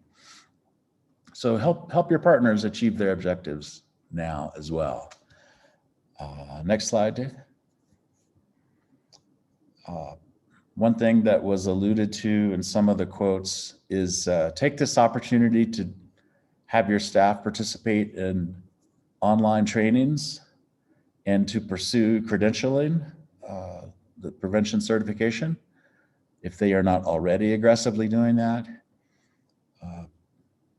One thing that is obvious is that it's a lot easier to take a class right now than it used to be. So that's one of the positive things about this. Even if you'd prefer an in-person class, at least you can take a class and get the content. And so take advantage of that. I would urge you to work with your staff routinely and do everything you can to help them strengthen their own skill base and their knowledge about prevention, and give them more and more responsibility as you go through this.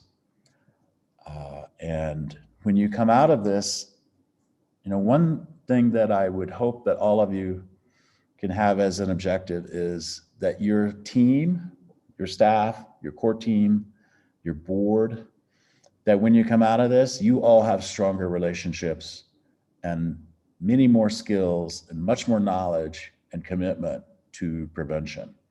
And so I would urge you to really try to create a very powerful team to support your prevention work in the future. And start with the strengths of your coalition and the strengths of your team to do that. Next slide, Dave.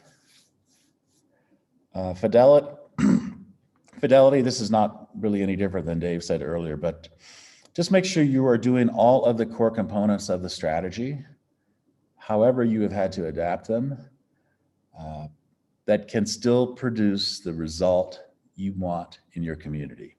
And so, I don't want to spend a lot of time talking about fidelity, but I know that to really be able ultimately to produce community level outcomes, most of the strategies that we work with and the programs that you implement, they all do require a certain level of fidelity. And so do everything you can to make sure that even with dozens of adaptations, you're still doing the core pieces of your strategy and the core pieces of your program,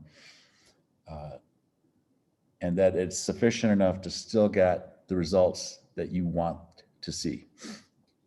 And then finally, on the next slide is just a quote that one of you put into your report that I'm not going to read. I'll let you read, but it really speaks to what I believe so many of you have gone through. And I really want to honor your work and honor the barriers that you have faced and the accomplishments that you have nonetheless made, and everything that you've learned in having to creatively deal with all of these barriers, and that you have accomplished a lot. And so that's sort of it. And I hope that the recommendations that I have this morning for you aren't really about any particular strategy. It's more about strengthening your ability to do really strong prevention in the future, and taking this opportunity when everything is so different to build the infrastructure with the people with whom you work. Your staff, your partners, your board of directors, your coalition members, really create strong bonds that can support prevention going forward. And so with that, I think we're done with our formal part of the presentation, and I don't know that anyone has any questions that I see on the chat yet, so maybe that's it. So thank you very much for being here today, and thank you for the work that you're doing. Michael and Dave, there are a couple of comments in the chat, and we also have a raised hand. So I'm going to read the comments, and then Jennifer's going to work to unmute the person with the raised hand. Samantha Winter had an observation.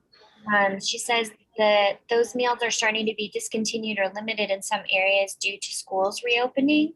I believe that was in connection to some of the collaboration between meal distribution programs. And then Ann Del Vecchio says, thanks, Michael and Dave. So helpful to hear what's going on with our prevention colleagues. And earlier, Natalie Skogerbo had a comment. Thank you so much for sharing these insights from the programs. It is really helpful. And Bernie, we're going to go ahead and unmute you so you can ask your question.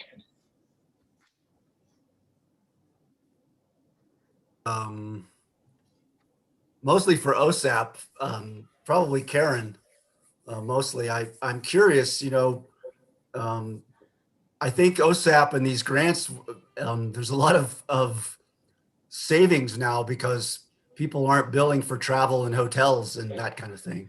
And so this is made, I'm wondering what Karen's thoughts might be on once there might be some in-person stuff again. Will we maintain some of the remote work that we're doing to save money on the grants and to allow us to do perhaps more work and less travel and less billing for hotels. Well, those are great questions. And certainly we want to be able to encourage folks to do what is most safe for them. So I think we're going to continue to do remote work as long as it makes sense and it's reasonable and is safe.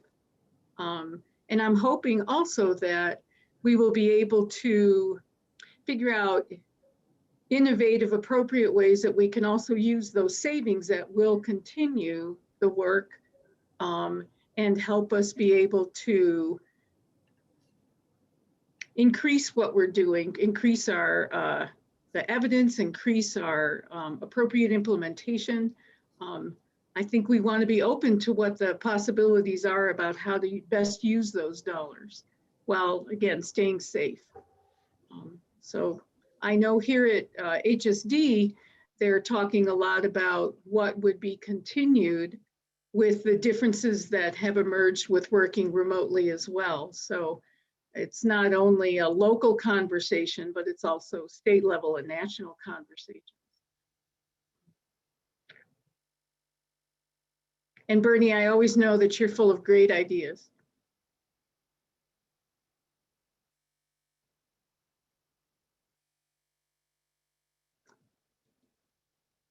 Does anyone else have any other questions?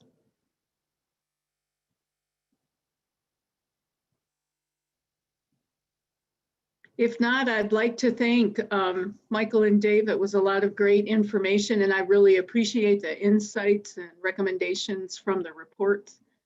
It was very helpful for me as well, and I'm sure the OSAP team. If no one has any more questions, we're going to take a break at this time, and we'll be back at 11 o'clock. So we'll see you then. Thanks, everybody.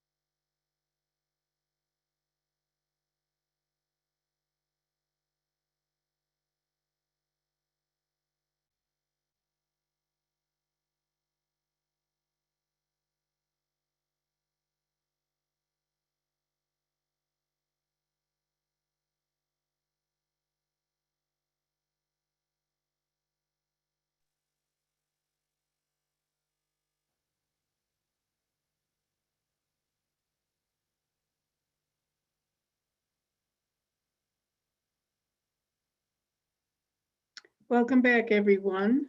Our next speaker is from the New Mexico Department of Health, who has been a longtime partner of ours. Alisha Campbell joined the DOH team earlier this year, and she's been working on the substance abuse epidemiology profile. She's going to be taking your questions at the end of the presentation, so please hold off till then. And I'm going to turn it over to Alisha.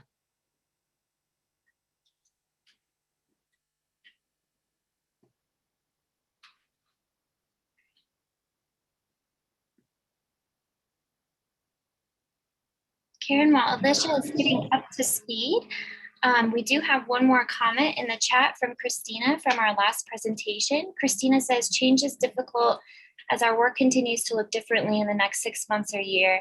It's very much appreciated that we all continue to be flexible to support our communities. Thank you for this presentation. Great. And thanks to everybody for their well wishes for Heather and Rebecca's birthday. I think we all wish them a great birthday.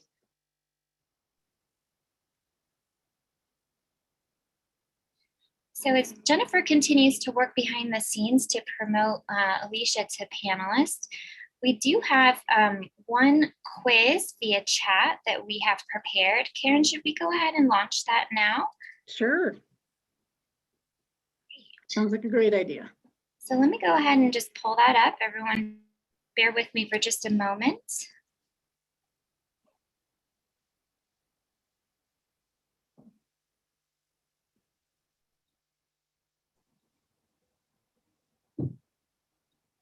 Some of you will be familiar with this type of quiz from the SINAR training in the last recipient meeting.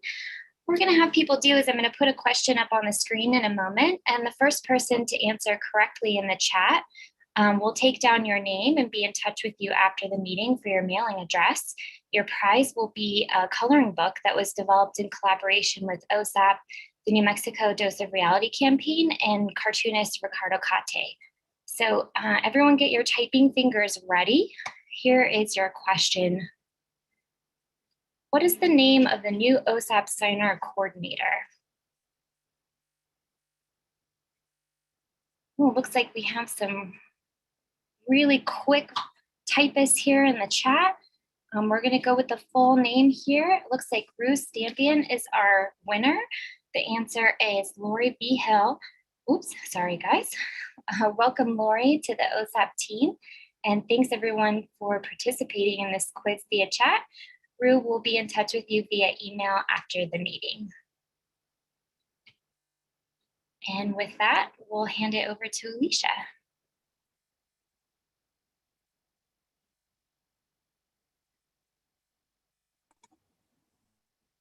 Hello, I'm unmuted now. Is someone going to, there we go. All right, thank you very much. So hello everyone, I am Alisha Campbell and I am with the New Mexico Department of Health. I'm in the Substance Abuse Epi section, and I'm going to be discussing the New Mexico Substance Use Epidemiology Profile that covers data collected through 2019. The profile is an overview of outcomes and behaviors and is a tool for substance use prevention planning and other efforts related to the statewide epidemiological and outcomes work group. The profile, next slide, please. Great. So the profile is divided into sections. We have the consequences section, which contains mortality rates related to areas such as alcohol, drug overdose, smoking, and suicide deaths. This data is collected from resources such as like the National Center for Health Statistics, the Bureau of Vital Records and Health Statistics in New Mexico, the CDC, and other hospital discharge data. The mental health section contains adult and youth population data regarding the well-being and mental health of youth and adults. And the data is collected through voluntary responses given in surveys. The consumption section includes youth and adult percentages based on survey responses also collected from those same surveys. What's not updated this year, there was just a couple of indicators. One is depression and adult drinking and driving. So depression was last updated in 2016, and the adult drinking and driving updates even years. So next year we'll be able to see this update also. There were a couple of changes this year, which should be noted. ARDI, which is the Alcohol-Related Death Index, they updated their statistical analysis criteria. If you have any additional questions on that, we do have an alcohol epi that you can contact, that she can provide more information on what all that entails and how it changes. Also in 2019, a change was made to the youth survey regarding the use of pain medication. It used to get high, and now it's just directed towards misuse of prescribed as how prescribed. Next slide, please. So to talk a little bit about how to use this report, we do use 5-year combined periods. In this case, it's 2015 to 2019. And we use this when presenting deaths and emergency department visits and hospital discharges. It gives us more stable rates. It also will show the combined total of these. So when you look at it, you'll see the combined total over the 5 years. And the rates are going to be per 100,000, sorry. For the survey measures, so the BRFIS, which is the Behavior Risk Factor Surveillance System, that is a voluntary telephone survey. And the YRRS, it is the Youth Risk and Resiliency Survey, and it's given to high school and middle school students. We also have maps for each indicator. They're color coded. I have the colors listed on here. Something really important that I think should be mentioned is in the consequences section, the substantially higher rates is 50% or higher than the state rate. And in the survey data, it's going to be 25% or higher than the state rate. So those two rates are going to be a little bit different when you're looking at them. Next slide, please. So next is going to be the consequences. This is going to be some of the mortality data that we were talking about. So next slide. So this slide is the mortality indicators, and I have them all shown on this chart. I use the data going back to 2016 just to get an idea of how these have changed over the past few years. This it provides a better visual, I believe, of the change. So yellow is the 2018 to 2019. That's the data we're looking at today. And as you can see, it's mostly increased across New Mexico with the exception of motor vehicle crash deaths and smoking related deaths. So let's look at these a little bit closer. The alcohol related death rates, pardon me. So the slide here shows chronic acute injury and total alcohol related death rates in New Mexico and the total for the United States. And as you can see, New Mexico is about twice as high as the US rate. And we had about a 27%, the US had about a 27% increase, and we had about a 53% increase here in New Mexico for all alcohol related death since 2000. So that's about twice as much. The acute injury, which looks like it's a little bit less here, that is just in relationship to the all alcohol related death. When we compare acute injury to New Mexico and the US, that is higher also. The profile also offers charts and tables that show county level rates and demographics such as age and gender and race ethnicity. For this purpose today, I'll just highlight some of these as we move through each of these indicators. For all alcohol related death, McKinley and Rio Aruba counties had rates that were 2 to 3 times more than the state rate. And American Indians accounted for the largest number of deaths related to alcohol. Males had higher rates than women, about 2.5 times more actually. And the 25 to 64 age group accounted for roughly 75% of these deaths. Next slide, please. All right. So the chronic and acute causes of death related to alcohol. So starting with the chronic, heavy drinking is actually associated with certain chronic diseases. And at the top, this chart shows that the 5 leading causes of alcohol-related chronic disease deaths that have occurred in New Mexico for 2019. And as you can see, that alcohol liver disease was the leading cause of death for this indicator. Acute refers to numerous injuries that are associated with binge drinking. Of the leading acute causes of death, drug poisoning related to alcohol and motor vehicle crash deaths are the highest rates. Earlier, just I think in the last slide, I talked about how motor vehicle crash deaths were one of the indicators that had decreased in New Mexico, but as you can see, it's still a leading cause of acute injury deaths. So very important there. Both for acute and chronic, death rates for men were more than 2 times higher than women. And American Indian men were 3 to 4 times more likely to die from these causes.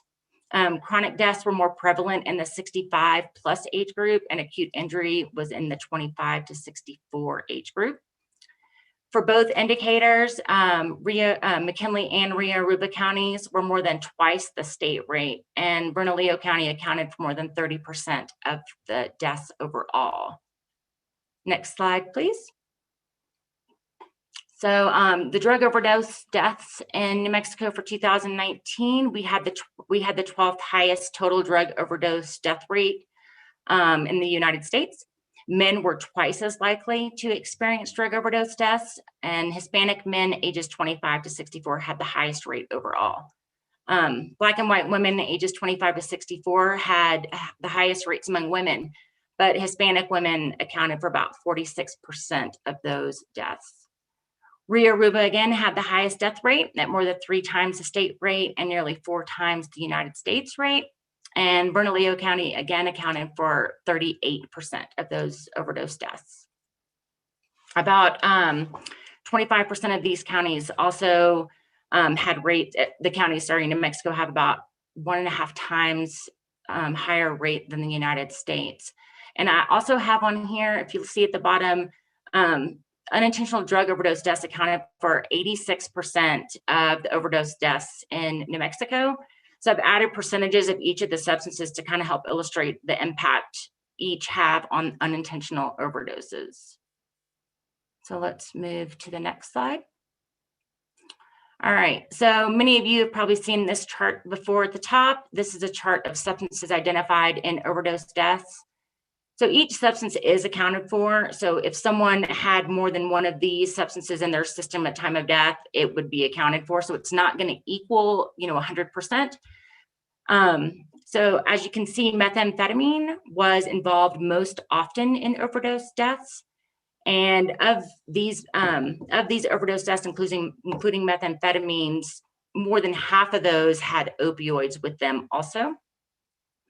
Males accounted for 72% of the methamphetamine deaths, and Bernalillo County, once again, showed the greatest burden with 39% of the deaths related to methamphetamines. With hospital discharges, Bernalillo County also had the highest rate of hospital discharges for methamphetamine overdose. And something interesting here to note is that although there was an increase in methamphetamine overdose deaths, there was a decrease, a 7% decrease in hospital discharges for an overdose episode involving methamphetamines. So next slide. So opioid overdose. So with opioids, prescription opioids contributed to 45% and heroin contributed to 33% of unintentional overdose deaths this past year, or 2019. Since 2018, deaths involving fentanyl increased substantially though. In 2018, fentanyl was involved in 67 deaths, where in 2019, there were 129 deaths.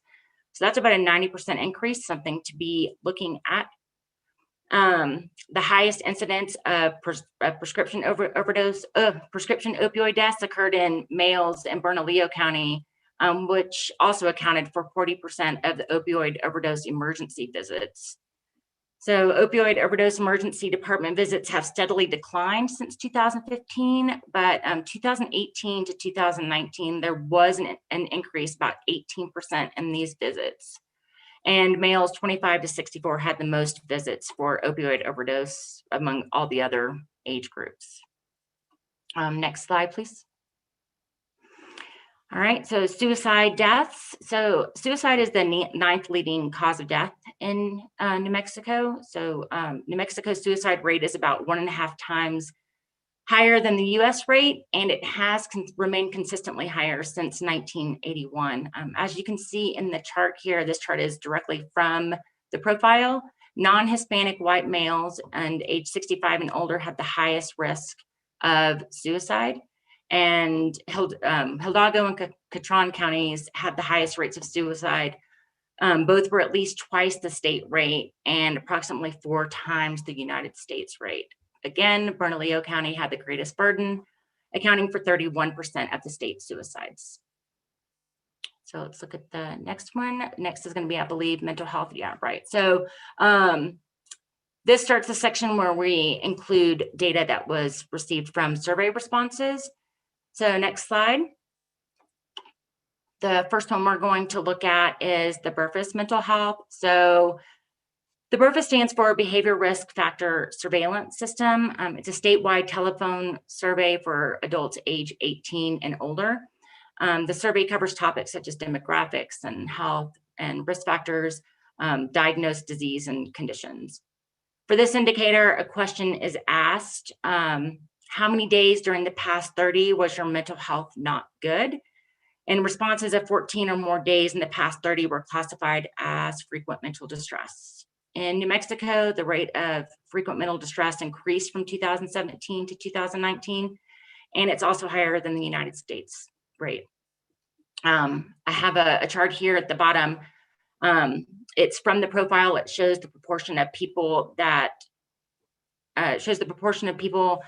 selected certain characteristics to experience frequent mental distress in 2019, and it shows, for instance, that people in good health with higher incomes and more education were significantly less likely to report frequent mental distress, where people who have with suicidal ideation in the past year and a history of suicide attempt were more likely to report frequent mental distress. So this is a really great way to kind of just look at the different characteristics that can be connected to frequent mental distress. In New Mexico, Hispanic women were the most likely to report frequent mental distress, and Hispanic men were the least likely. So let's go to the next slide. So this is the YRS feelings of sadness and hopelessness. So the YRSS is a school-based survey. That's the Youth Risk and Resiliency Survey. It's a survey of risk behaviors and protective factors among middle school and high school students. So this survey is administered every 2 years, and it provides data at the county and state level, and it identifies youth that are at risk. This question asked about feeling sad or hopeless for a period of 2 weeks in the last year, and it had interfered with their normal activities. In New Mexico, high school students responded to having these feelings more than the US consistently and showed an increase since 2017. Girl students were more likely to report these feelings, and American Indian students reporting the highest percent, but this was not statistically significant. It just is higher than the rest. Next slide, please. So for seriously considered suicide, this question asks, over the past year, was there, if someone had seriously considered suicide or not? And in the past, although there was a slight increase from the last survey in 2017, New Mexico had the same percentage of student responses for considering suicide as the United States. In this case, New Mexico girls were twice as likely to report considering suicide, and there was no statistical significance between grade level or race ethnicity. So next slide. So attempted suicide. So this survey question is concerned with a suicide attempt within the last year. So suicide is the leading cause of death for youth, and a previous suicide attempt is a strong risk factor for completing suicide. In New Mexico, prevalence of suicide attempts has been higher than the US consistently, as you can see. New Mexico girl students were more likely to report suicide attempts, and suicide attempts decreased as the grade level increased, and Black students had the highest percent of suicide attempts, while white students had the lowest. Let's go to the next slide, please. So now we're going to talk about the consumption section. So this is also data collected from surveys. So next slide. So this is about this is from the BRFIS. This is on adult alcohol use. The first slide here is showing a comparison from the last survey responses for all of these questions and the recent US prevalence also. Adult binge drinking is defined as having 5 or more drinks and women having 4 or more drinks on a single occasion. As I mentioned earlier, binge drinking is a risk factor for acute injury deaths, and heavy drinking is defined as on average men having more than 2 drinks a day and women having more than 1 drink. And this is a risk factor for the chronic alcohol-related deaths. I think it's important to note here that New Mexico has a lower prevalence of both adult binge and heavy drinking, lower than the United States, but both have increased slightly since 2017 survey was given. So drinking and driving, like I said, was not updated in 2019, but it will be in 2000. I did want to mention that last year New Mexico was lower than the US, and in Mexico, adult drinking and driving has consistently declined since 2006, so that's good. Next slide. All right, so adult binge drinking. So this chart that you see here is from the profile. And when you see these breaks in the lines, just so you know, it reflects changes that happened in the questions or the definition. So if something changed within this question, you'll see a break in the line. So for instance here in 2005, the definition of binge drinking was 5 or more drinks on an occasion for both men and women. And now it's 5 for men, 4 for women. So that describes that break. The highest percentage of drinkers in New Mexico were in the 18 to 24 age group, as you can see that top line, and it has been since 1998. Men are at a higher risk for binge drinking, and Hispanics responded to past month binge drinking more than any other group. Once again, Bernalillo County accounted for 34% of the responses for adult binge drinking. And let's look at the next slide. All right, so adult heavy drinking. The prevalence of heavy drinking has remained pretty stable since 2000. Men were more likely to report heavy drinking, most often in the 25 to 64 age group. And for women, heavy drinking occurred mostly in the 18 to 24 age group. American Indian males and non-Hispanic white females had the greatest prevalence of heavy drinking. This too had a change in 2011, so that will be noted in the profile also. And the next slide.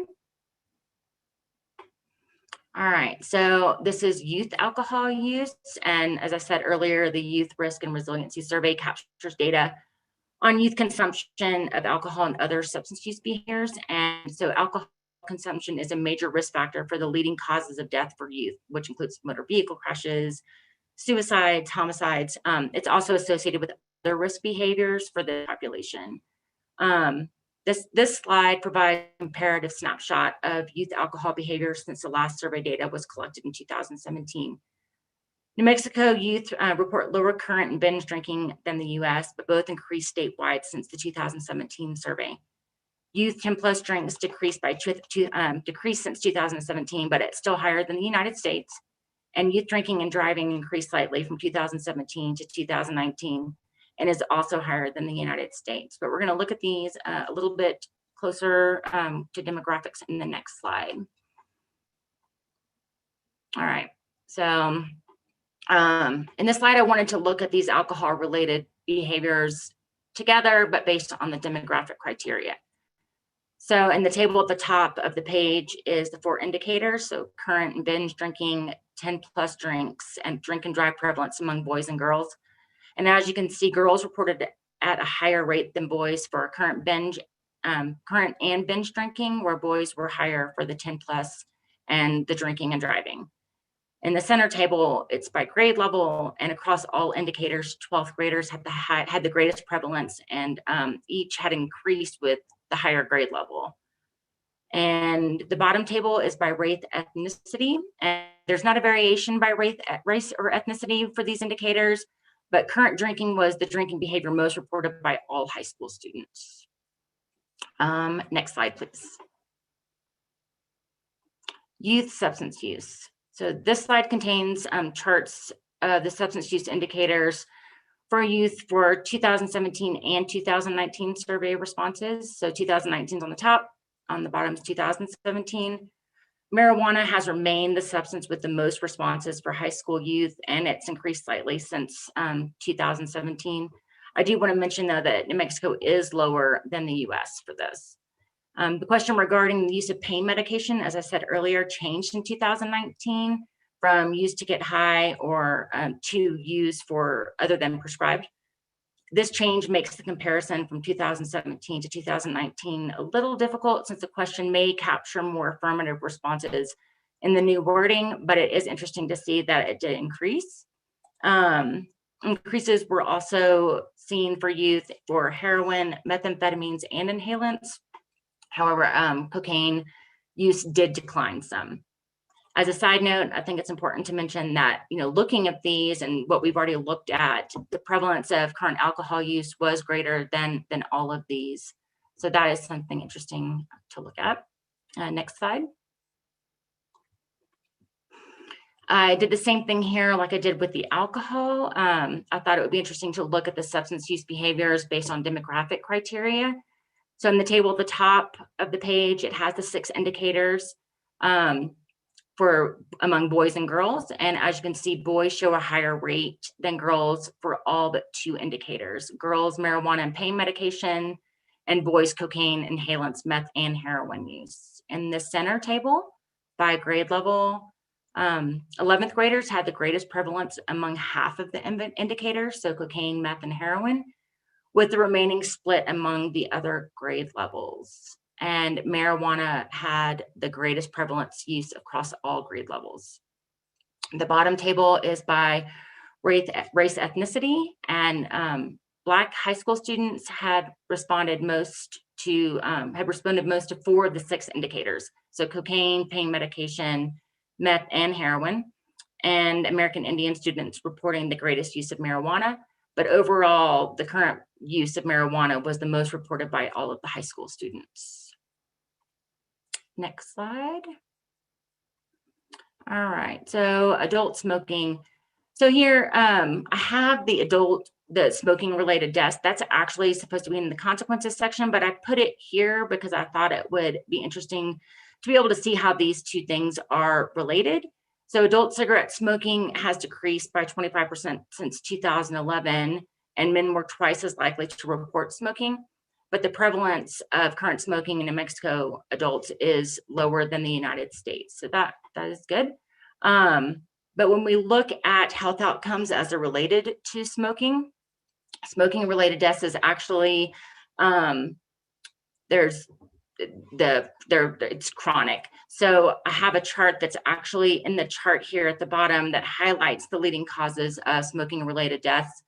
And rates showed that smoking death rates increased with age, 65 plus as the highest, and men are twice as likely to die from complications associated with smoking, which is mentioned just a second ago, that they were twice as likely to report smoking also. So this is consistent. And rates of death from smoking in New Mexico are lower, like I said, in the United States. So the rates of smoking and deaths are both lower. Next slide. So this is youth smoking. And these 2 charts, I know I've used them a couple of times, they're in the profiles for each of the youth sections. So I think it's important to mention here that cigarette smoking is a leading cause of preventable death, and that 80% of adult smokers do report smoking before the age of 18. So capturing this is important for going forward.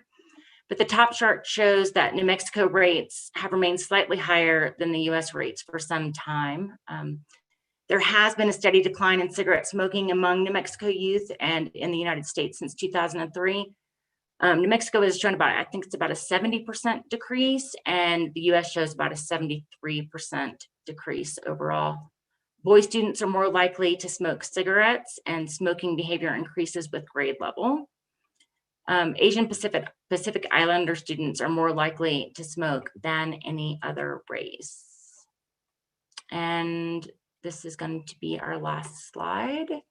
This is on the e-cigarette use.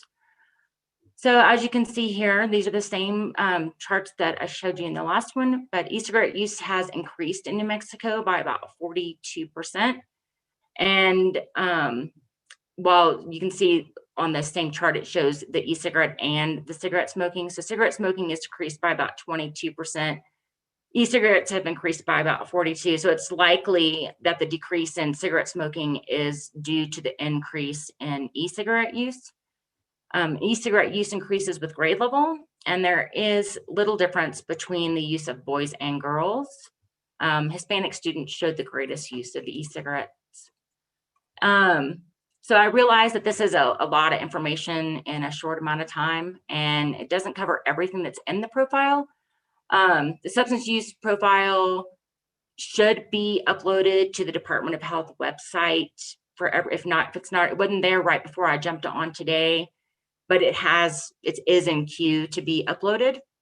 Printed hard copies should be done soon. Also, they're taking a little bit longer than anticipated, but that is the end of this presentation. And I guess if anyone has any questions.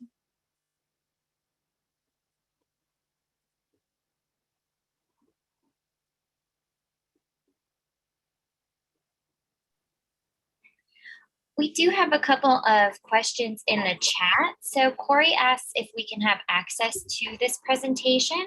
We're happy to send that out if we have your permission, Alisha. Sure. Great. We will send that out via email, and then we can also post it to the NM prevention website as well. We also have a comment from Bernie who says benzo use needs to be added to the YRS. Comment from Natalie, New Mexico is higher in the US for marijuana. Are there any additional questions or comments for Alisha?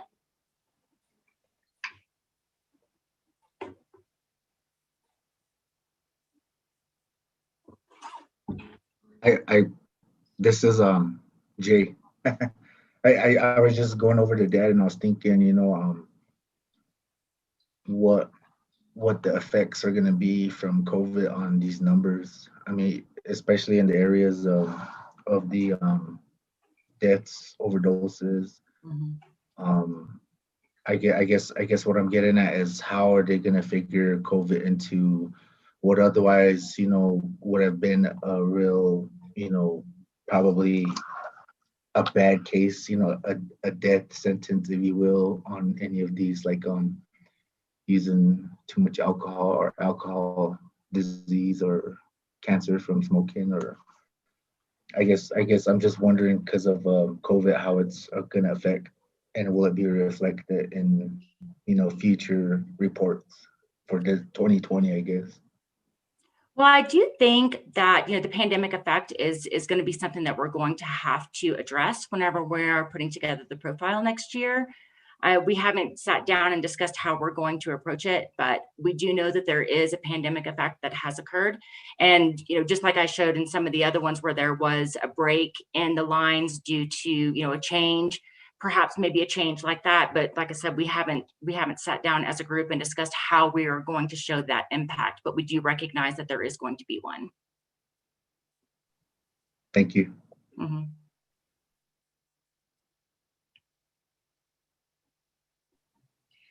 There's a comment from Lori. Oh, sorry. Lori says she completely agrees, Jay. I was wondering the same myself. COVID has been so hard for everyone. And I was also thinking that we know COVID has very strong respiratory effects. And similarly, I would expect that it's also going to have an effect with folks who continue to smoke combustible or e-cigarettes, and how that might affect our chronic and acute rates. Yeah, we're definitely going to see a lot of changes, but until we get all the data, we're just not going to know. Yeah. Well, thank you, Alisha. That was a great presentation. I think we're all anxious to get our hands on it and be able to share that presentation with our partners and different members. So we really appreciate that and look forward to getting our hard copies as well. Yes. I believe, Andrea, did you have a correction you needed to mention? I do. Thank you, Karen. And thanks for everyone who pointed it out. It looks like Desiree Martinez was the first to answer correctly in our quiz via chat. Please note there's 2 chats happening. So you can chat to panelists only or to all participants and panelists. So we had 2 quick responses, one by Desiree and one by Rue. And I believe there are enough coloring books to award both Rue and Yes. Desiree. So Yeah. we'll make sure Desiree gets a coloring book as well. Yeah. Yeah, there's enough to go around to give them both. I was gonna say that it'll probably be best if we give them both. Give them both one. I was telling Andrea that I had some copies of those hard copies of our flyers that I'm gonna include with the coloring book also. So the hard copies are the thick, they're like a cardstock paper that they were printed on, our flyers on the COVID-19 media campaign that went out to tribal communities. So I'll include those with the coloring book also. Thanks, Jay. And don't worry, if you weren't fast on the draw with typing in the chat, there's one more opportunity to win a coloring book after lunch. Thank you, Andrea and Jay. So we're going to move on to our next presentation. And this is someone I believe most all, if not everyone, is familiar with. We have worked with Paula Feathers of the New Mexico Atota Prevention Workforce Training System for a very long time, and she's been a great partner for us, and we really appreciate all of the trainings that she provides. As many of you know, she provides trainings that allow all of our staff and our sub-grantees to be able to get their Certified Prevention Training Specialist certification.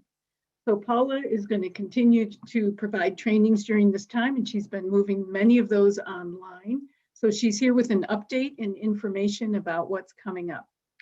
Can you tell us about that, Paula? Thank you, Karen. Yes, I think I can take it from here.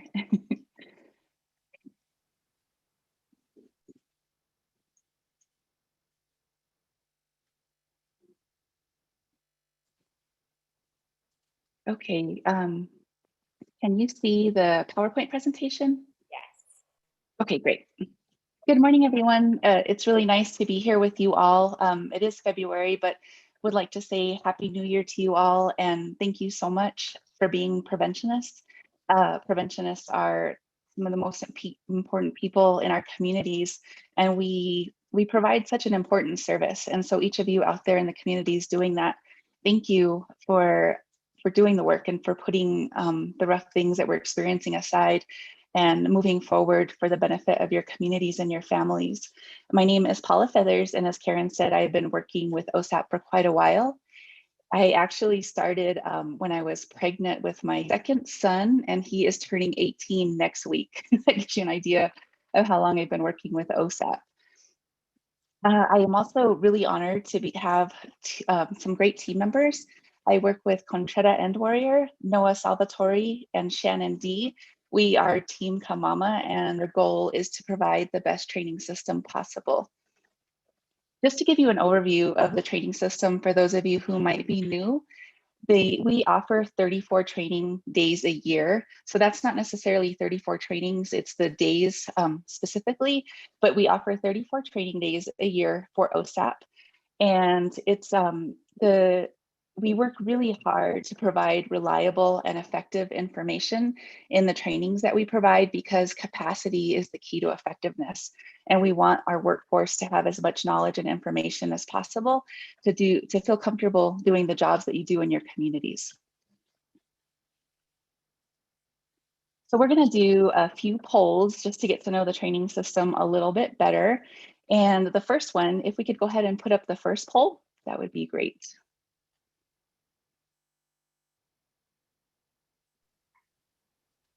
Okay, this is a true or false question.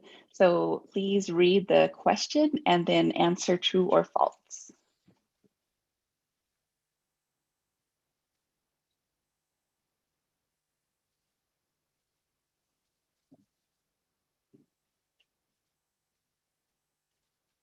And Andrew, I don't know if we want to give a time limit or because I don't see the results, but how do you recommend we handle that?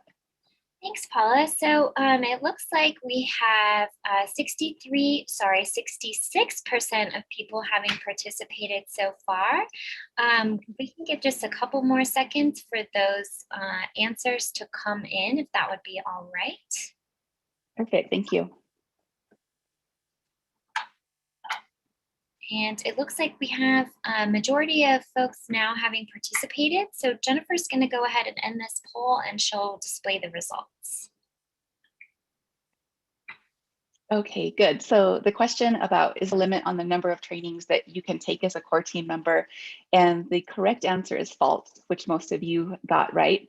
The training system is funded for all of OSAP's recipients, and it's unlimited training for everyone who's on the core team list. And if you're not familiar with the core team list is 5 to 7 people who get submitted by each community's coordinator to OSAP, and those people on that list are able to attend trainings for free.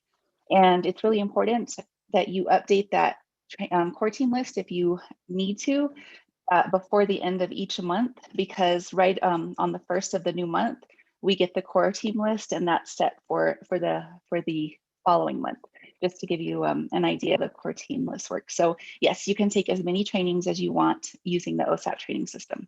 Thank you.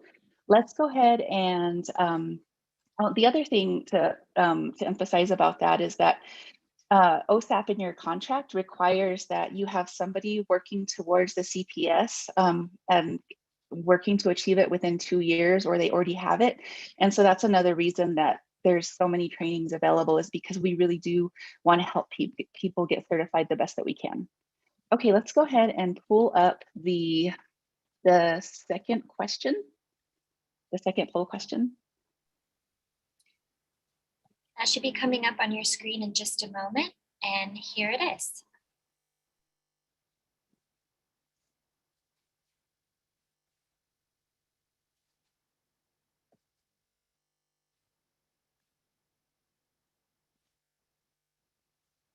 And for this particular question, it's not just one correct answer. If you see more than one correct answer, check all of those that are correct.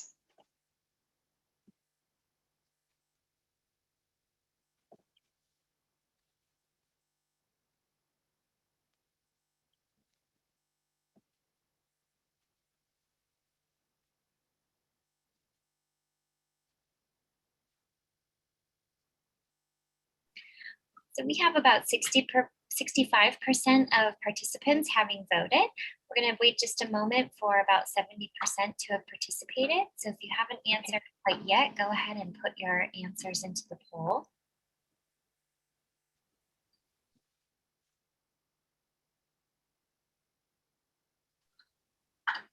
And it looks like we can stop that poll and go ahead and share those results.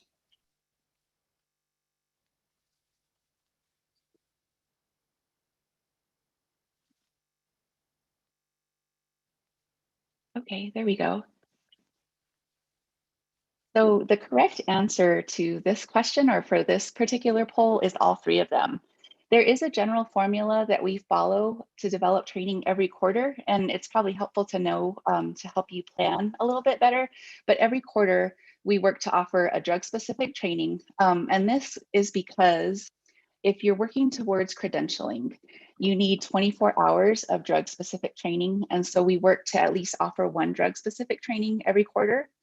We also offer to 1 strategy related. So an example of a strategy related one is that this quarter we have responsible service coming up. So those are the type of trainings that help you do specific strategies that are listed in the different scopes of OSAPs, in the different scopes of work for OSAP.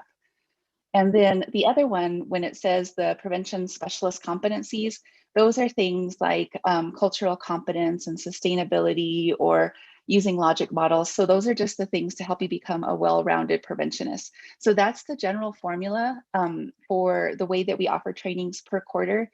Another thing to keep in mind is that we offer the SEPs, and that used to be the SAPs. We recently just changed it this very last time to more align with the language that we're working to use in prevention. So we changed it to substance use prevention skills training. We offer that twice a fiscal year. The first one is going to be in the first quarter of the year, which is between July through September. And then we offer it again in the third quarter, which is right now, it just happened between January and March. And then the same thing with ethics. We offer ethics the first and the third quarter. And I work hard to offer different sets of ethics because there's the general ethics that everyone needs, the foundational prevention ethics. And then after that, when you do become certified, you're required to get ethics, to take ethics every 2 years. So we try to offer a little bit different ethics, so you're not taking the same one every single time. And those are offered the first and the third quarters of every year. And then another regular scheduled training that we offer is the Certified Prevention Specialist Test Training. And that one is usually offered the second and the fourth quarter. And so we'll be offering the CPS test prep again in the fourth quarter. Just a little word about credentialing, just to clarify that our role with the credentialing board. We are an approved provider, meaning that all of the trainings that we offer are approved by the credentialing board as counting towards the Certified Prevention Specialist credential. And for those of you who would like a little overview of what it means to be a CPS, you need 120 hours of education, prevention education. 24 hours of those must be drug specific, and then 6 hours of ethics. And then the remaining, you want those to align with the domains and the competencies that are outlined by the credentialing board. One thing to keep in mind that a lot of people aren't aware of is that if you've taken college courses, those do count towards your certification. And one semester hour, or like one credit, is equal to 15 hours like of regular training. So if you do have college courses, it's good to talk directly to the credentialing board and figure out what your hours are, because you probably do have some classes that count towards your credential if you've taken some college classes. Okay, let's go ahead and go to poll number 3, please.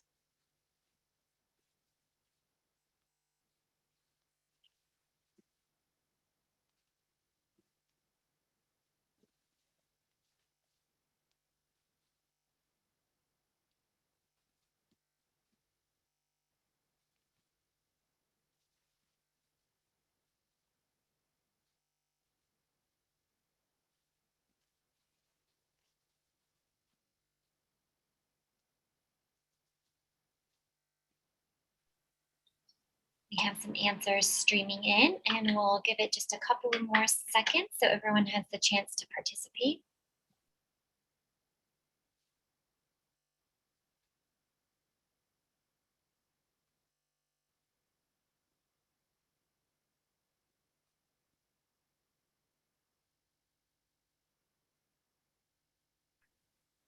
And it looks like a majority of participants have been able to select an answer. We'll go ahead and share those results. Thank you.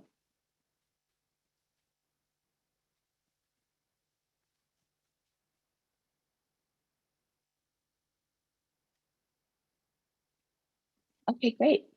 So a majority of the respondents said that this is true, and that's all of the trainings that the New Mexico Prevention Workforce Training System offers are allowable under your scope of work. There was a little bit of confusion, and it comes up specifically with the polysubstance training that we had coming up. There was some misunderstandings that you weren't allowed to take trainings that didn't align with your priority. So for example, if you were to be working on alcohol, there was a perception that you wouldn't be able to go to opioid trainings or other drug trainings. And remember, the goal is to become certified and to become as knowledgeable in prevention as possible. And in order to do that, we need to have a well-rounded approach to the training that we take. And so OSAP works with me and our team and approves all of the trainings that we provide. And so therefore, they all apply and you're able to take them as part of your scopes of work. Okay. Let's see, let's go ahead and move to poll number 4, please, Andrea.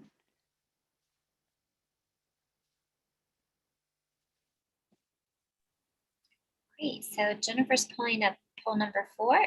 Looks like it should be visible now and we'll give a Yes. couple of moments for people to respond.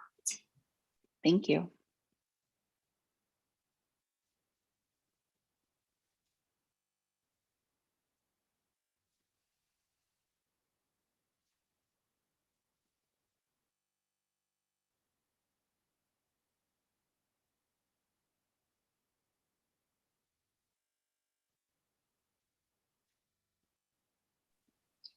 Answers to this poll are really streaming in quickly.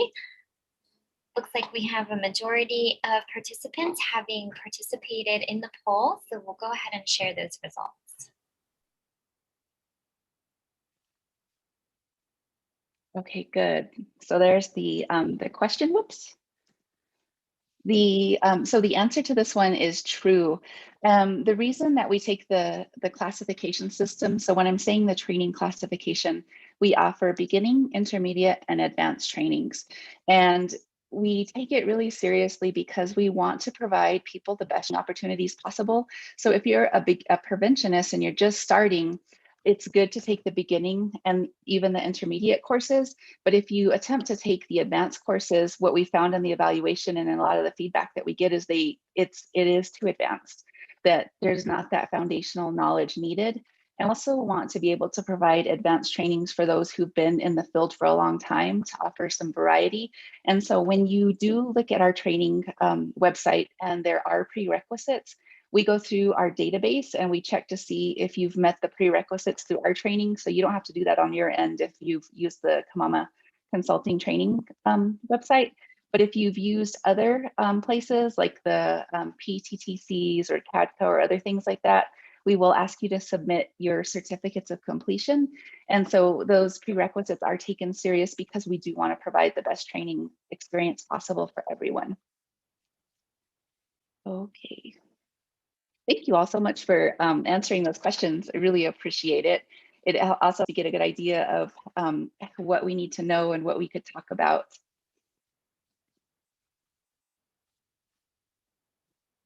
Okay, there's a little bit of lag on my side with the timer. The other thing that is really important is that we realize that during this time you may have people at home with you while you're taking trainings, and that's completely understandable. You know, if you need to take care of the children or other people in your family during your training times, that's very understandable. But it's also really important to treat the trainings like they're in-person trainings. So we've had requests during training recently if I could leave for a little bit to attend other meetings and also to work on other presentations. And that really impacts the training because a lot of times we have wait lists. And so people had wanted to get into the training. So if it doesn't fit into your schedule to provide your full attention to a live web-based training, it might be good to wait till the end that it comes on. And we want to have that integrity. We want to make sure that we maintain our approved credential provider and making sure that the participants are fully participating in the way that's expected from us, from the credentialing board. So please keep in mind that it's really important that if you do attend a live web-based training, that you're able to be there the whole time and give your attention. And as I said, of course, we understand when there's family involved that you might need to step away, but the other things that you have control over, it would be really helpful and beneficial to the whole system to plan that accordingly. And then a reminder, we take our evaluations really seriously. We offer a post-evaluation and then we follow up with a quarterly evaluation. And please, when you get the opportunity to take the quarterly evaluation, you'll get an email with a link at a separate time. Please complete that evaluation. Those tend to be some of the most helpful ones because they let us know how you've used the information, what you could be improved. And so those are extremely helpful and we use it. We don't just gather the data and then let it sit there. We really actively work to improve our system based off of the feedback that you give us. And also you're able to win a $50 gift card when you complete the quarterly evaluation. So please help us make the system as best as possible by giving us feedback through the quarterly evaluation system. And I think the other thing about the quarterly evaluation is We would also love to hear any solutions or suggestions that you have.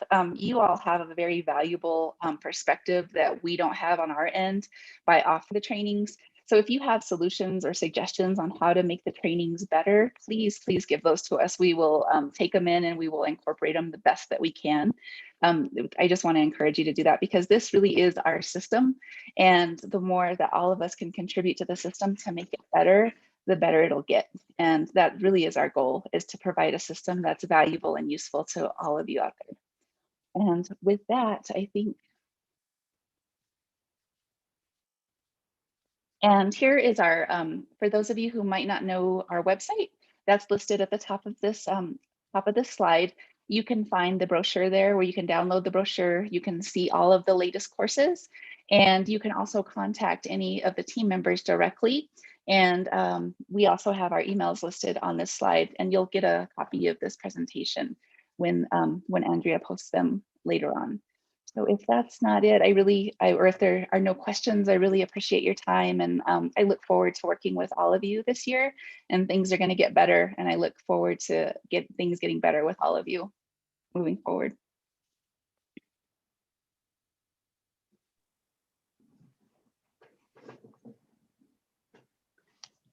Thank you, Paula. We really appreciate the information that you provided and of course the work of the training system.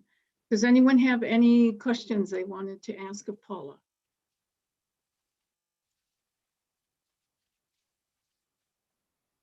If not, we'll move on to the next presentation. And that presentation will come from Torrance County. It's our project there called Perpetual Tears. The Perpetual Tears program has forged strong ongoing partnerships within the community. And they've undertaken several different approaches to planned implementation due to COVID-19 in order to continue their prevention efforts. Those efforts include engagement with the schools and strengthening their social media presence. They've asked that questions will be taken at the end of the presentation. So please welcome Stephanie Reynolds and Adrian Ortiz from Perpetual Tears. Hello, everybody. I'm Adrian Ortiz. I work here with Stephanie and Debbie. Also, Debbie's out, and she'll be out till April. But we just wanted to just kind of share what we did, and then I'll let Stephanie introduce herself real quick. Hi, everyone. Stephanie Reynolds. I am the office manager at Perpetual Tears Memorial. We will begin. I'll kind of go through things, how we try to keep things efficient and running smoothly here in the office. It's only been a few short weeks that we have of the year that we have not been allowed in our office. So I come in, Debbie and Adrian all separately make sure that the office is running smoothly.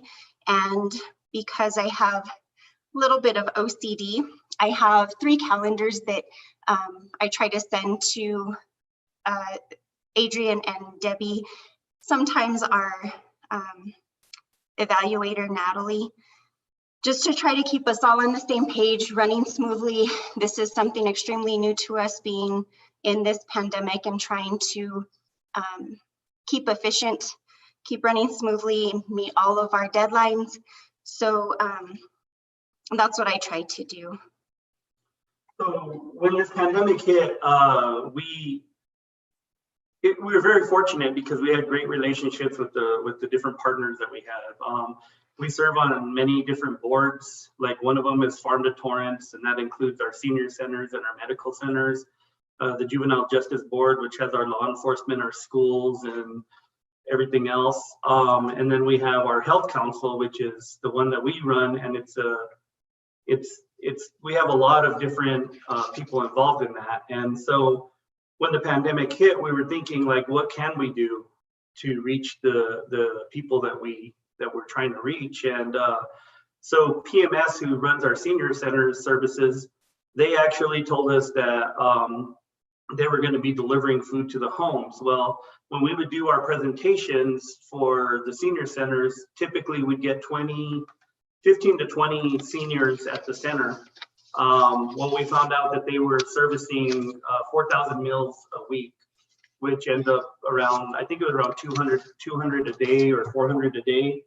And so we were able to print out 400 of our packets and get them delivered that way. So we're able to get the information out to the senior centers from the meal services. And we also, since we partner with the schools, we were able to take advantage of the school lunch program that they were doing, and we're able to give them information and backpacks and different things like that.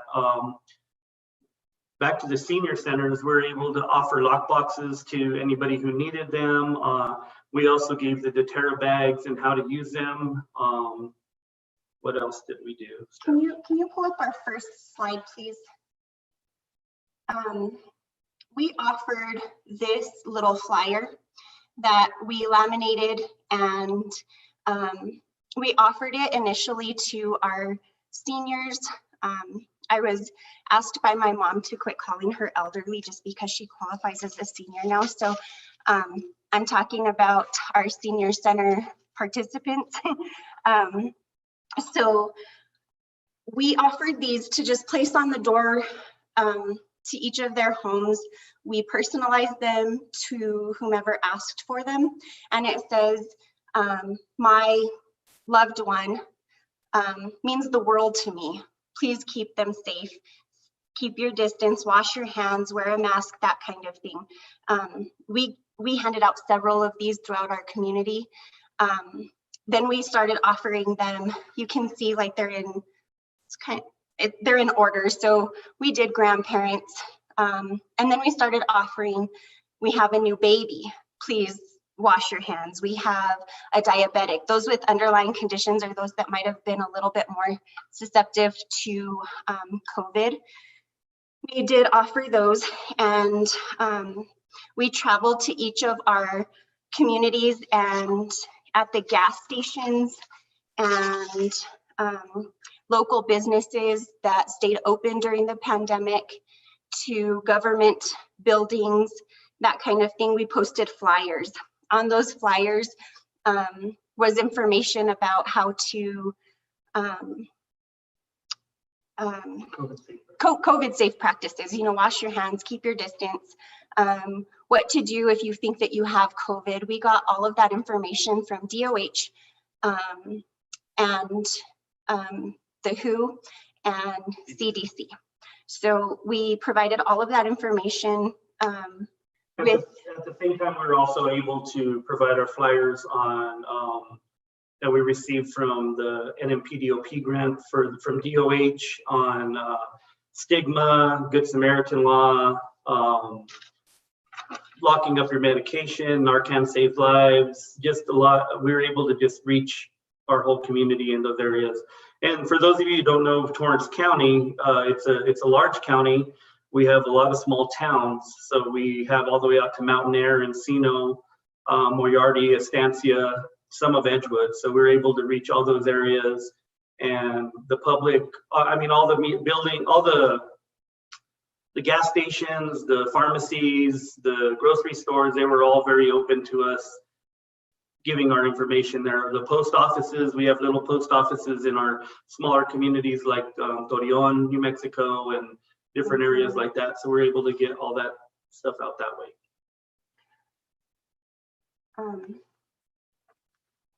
So in our little packets that we gave to our seniors, as they were distributed by the senior centers throughout our different communities, we felt that it was pretty important to get information for proper disposal of medication and proper locking up of your medications. So we added things like our doTERRA bags, and we put our information tag on it, just so if anybody had any questions. We know that it's harder to reach our seniors through social media. So we tried to get all of the information that we post on social media to our seniors in that manner. So if they had any questions, we did leave our phone number, which was sent from our office to cell phones during this pandemic, and it's still that way. So if you call our office, you'll reach one of us on our cell phones. We gave them also gun locks and a little packet just with all of this information, a plethora of information for them to sit and read at their leisure, with all of the information that we spoke about earlier.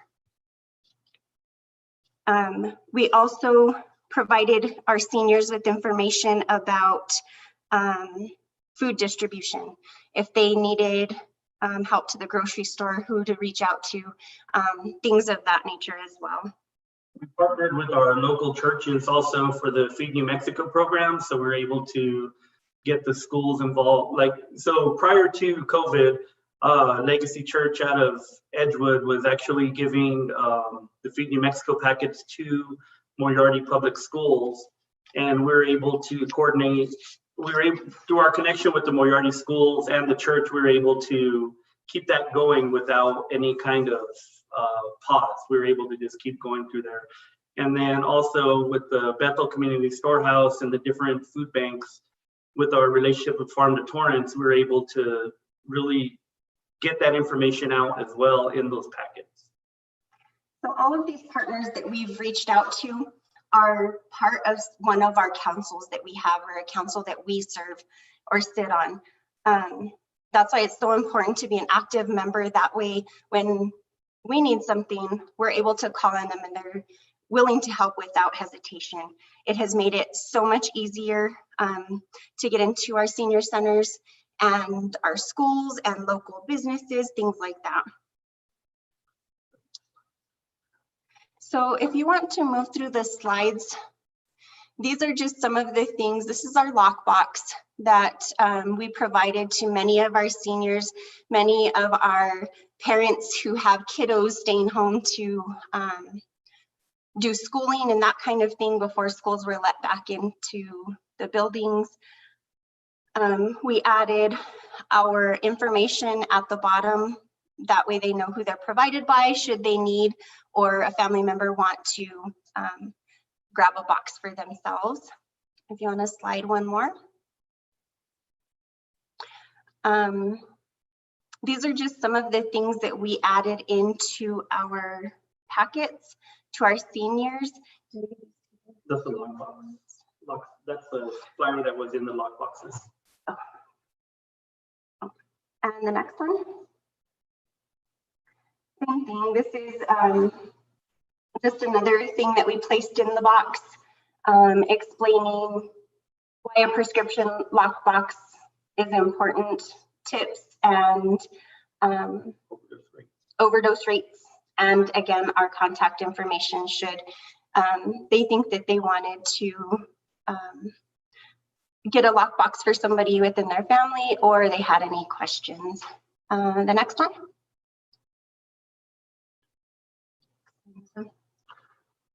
This is just more information. This is just more of the information we gave out. Okay, the next one. And those are just the instructions for the deterra bags on how to use them. Since we couldn't actually do a demonstration, we found this and we were able to share that.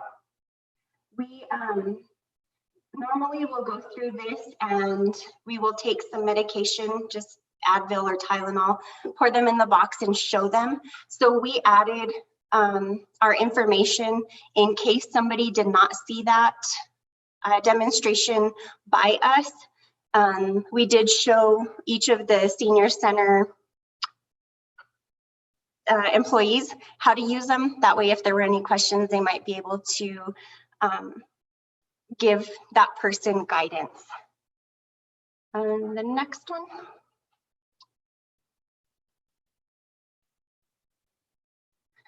This is just another one of our fun little flyers that we provide, what we do, kind of how we can help, and to please contact us. We offer all of these from our office, the deterra bags, the lock boxes, the gun locks, and we added prescription drug take back day because we do have a lot of questions for people that have deceased family members or just expired medications. The next flyer.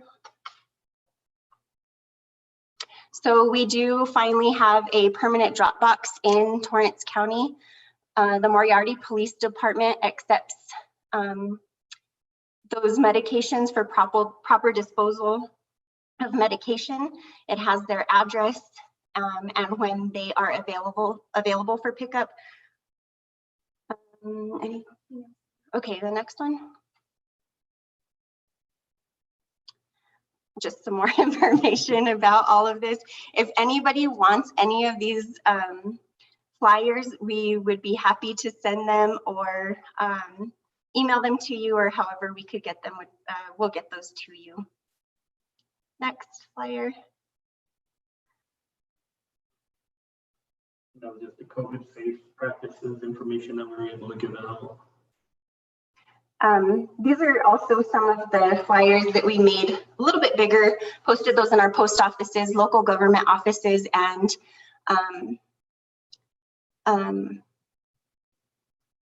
places that just everybody would see them, gas stations, things like that, things that didn't close down during this pandemic. The next flyer. And this last flyer, this flyer here, we like to share it with the seniors every time we go see them, because a lot of the seniors out here, a lot of the grandparents are raising their grandkids, and if you write down your medications, you can track them much better, and then it also reminds you of when you need to take them and just different things. We kind of joke around with them a little bit, but we do want people to keep that in their logs so that they know what they are, what they do have, and what they may be missing or not missing. So it's been super helpful for kids of elderly parents or grandkids, whomever might be their caregiver, to just keep track of medications, what their parents or grandparents, their elderly are taking, and they're able to kind of cycle them out when they expire, or if they have too many or not enough, things like that. The next slide. So every year we do sticker shock, and fortunately we were able to do that again this year. We have a good relationship with three of the places that sell alcohol in our community, and they allow us to, we use the youth from our teen court program. We were able to get them in masks and keeping them socially distant, and we're able to go set those nice little stickers on the alcohol, and we did all that right before the holidays this year. We placed 1,500 stickers at 3 different locations. 3 different locations within our county that serve, or excuse me, not serve, but sell alcoholic beverages. You can see in this flyer how we used our different logos, different sayings, things like that, for 4th degree felony, no underage drinking. Nice guys go to jail. Nice guys go to jail, hosting the parties, that kind of information. And for us to be able to get permission to do that, we did draft a letter, and that letter was given to those stores, and they were in agreement. Our next task is to try to get Smith's and Walmart in agreement. Every year we approach them, and every year they say no, but we don't stop trying. We are not really pushy. I'm more persistent. Was that the end of our flyers? Do we have any more? Okay. So that's just a few of our flyers, information that we get out to our seniors.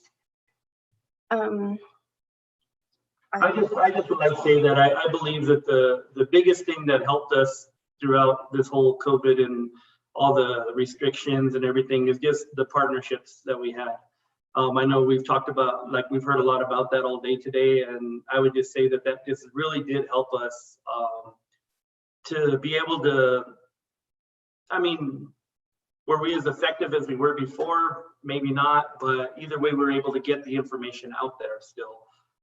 With the schools being closed down, that was just a challenge, because most of our events we do after prom parties, we do graduation, we do homecoming, we do all these different things, and we just weren't able to get into that area. So what we decided, well, let's do this. I know for graduation last year, we were able to get all the seniors gift cards in a packet that we gave them with information.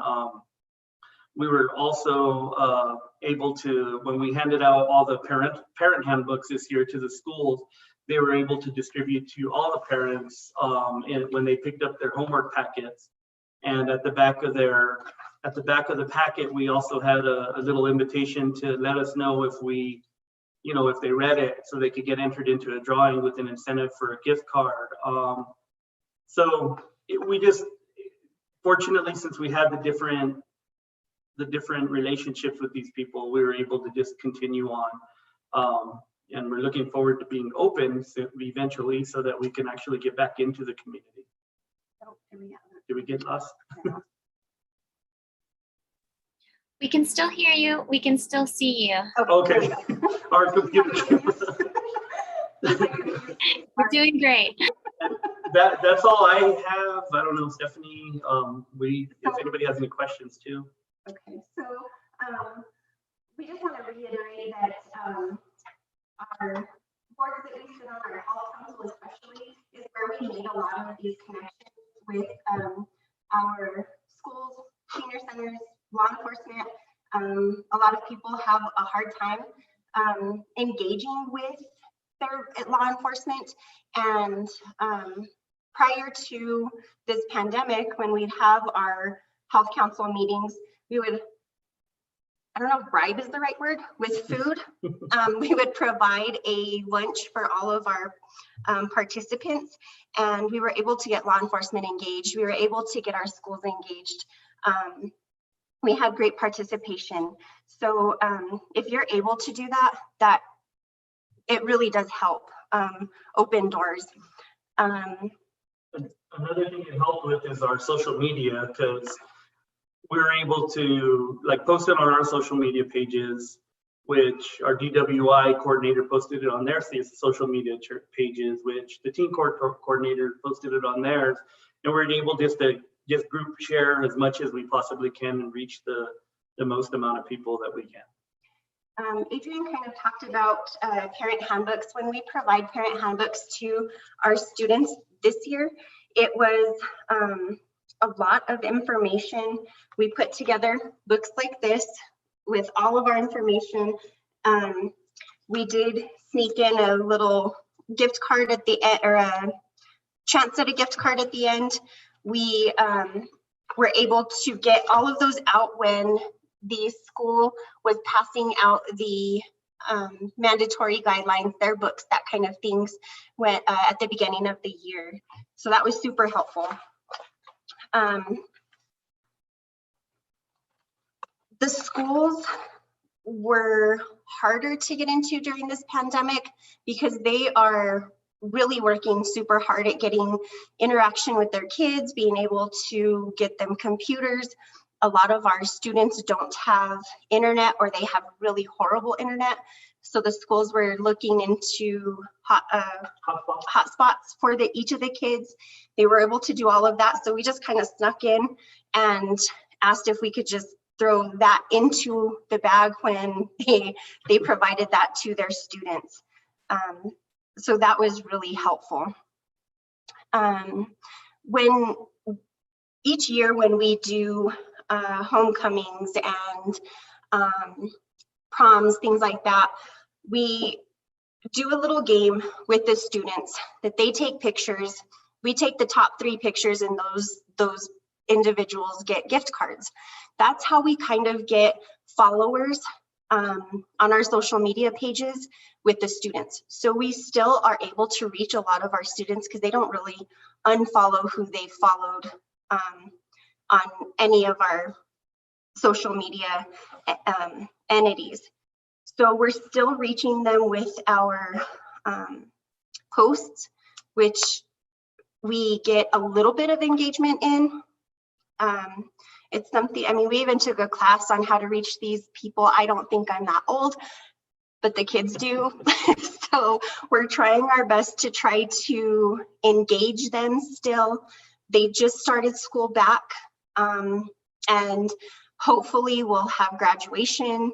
I don't think they're going to be doing any dances or anything like that that we can participate in. So we're more than likely looking at what we did last year with the gift cards for the seniors, trying to get our message out that way. Now, one of our last big event for the end of last year is the McCall's Pumpkin Patch. We've partnered with them for the last few years, and we've been able to provide a window, like, what are they called again? The window sticker. Yeah, it's like just we'll provide flyers on the windows, and they just allow us to do it, you know, a couple times a night, and typically it's on a Friday or Saturday night when they're really busy. So we pass out hundreds of flyers. A lot of people will ask us for the flyers, you know, if they're walking by. So we get great participation in that. So I just want to touch just a very little on SINAR.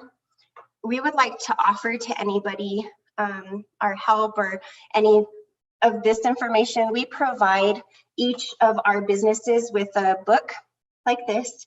We put all of our information on the front. On the inside is everything that we're provided by Jay. We have things that we want to highlight when we talk to each business. So when we go through, we have things like we put in red down here. We go over the statistics, and this year was the law at the bottom. So we provide all of this information in this packet. That way it's all together. It is easy for them to kind of turn back to, and it's not just a couple of flyers here and there. So we would like to offer a copy of this or show kind of what we do. It's super helpful. It makes it a lot easier in talking to these people when we go and talk with the managers. We can provide this. We would also offer to go to each of you and show you what's in these packets, help you put them together. And I mean, it's kind of easier for us. So if you would like that, we want to offer that to everybody as well. I think we are a little bit over under our time limit, but if anybody has any questions, we would be willing to take questions. Stephanie and Adrian, we have many comments in the chat congratulating you on your excellent work. And it seems thank you. We're very excited to receive some of those flyers. We're happy to email that out to the group after this meeting. Are there any questions? I wanted to make a comment. That's awesome. Your folder that you hand out to the retailers. If you could, I would love a copy. I keep copies, you know, of the programs that are, you know, doing a bit more than what we require. Like I had mentioned in the training, you know, communities, providers are always open to, you know, add more to that, those handouts that you give to the retailers. But basically, the only thing you can't do is take away from what is required, but you can always add more. You know, and then like with my train or the presentation I did this morning, I think there's going to be room to add more, possibly even in areas of ordinances or laws within your town or city or county. So that's great. Good job, PT9. Thank you.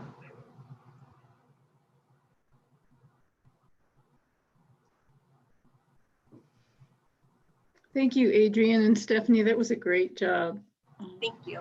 And I echo what Jay said. We really appreciate the going above and beyond to not only support SINAR, but all the other strategies that you're doing. Comments are still coming in through the chat that are just saying what great work you've done and how much they're looking forward to seeing those materials that you can share. So thanks so much. We really appreciate what you're doing. Thank you. We're going to move on to our next presentation, and this is about well, certainly a person that you all are very familiar with. This is with Michael Coop, and he is going to be presenting on the, the WISE document. And the WISE document is a document that we have been working on. It's an extension of the SMART document that members of Coop Consulting and OSAP and PIRE have been working on to strengthen the SMART document and identify benchmarks that have gone into your scopes of work to help with implementing evidence-based practices. So I'm going to let Michael Coop give you an update about what we've been doing with that document. Hello again, everybody.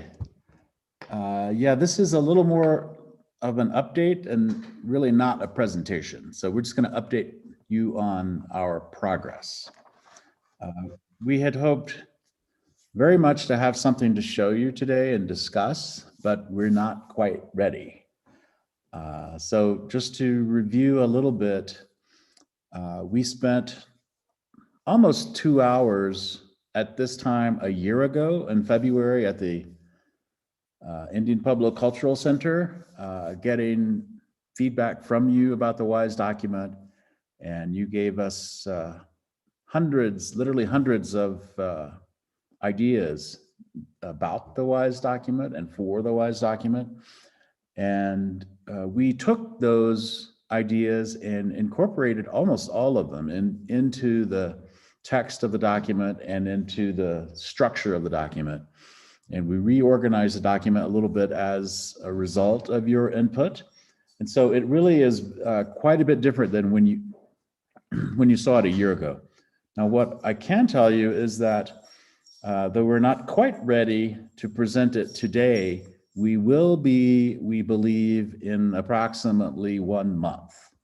And so what we will do is come up with a date and have a meeting like this that, it'll probably be an hour, hour and a half, maybe 2 hours.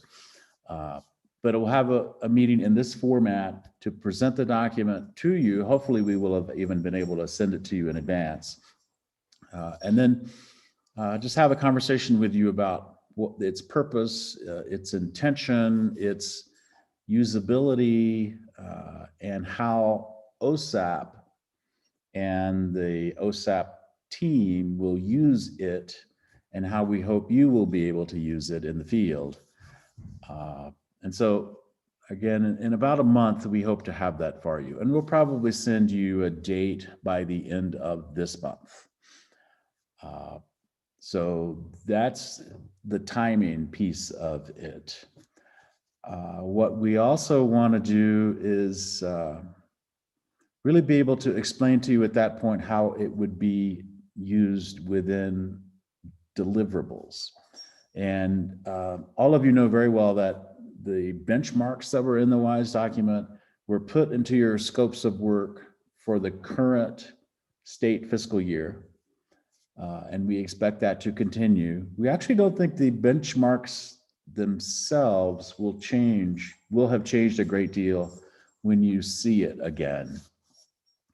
But admittedly, it's hard to remember back a year ago and what exactly it looked like at that point.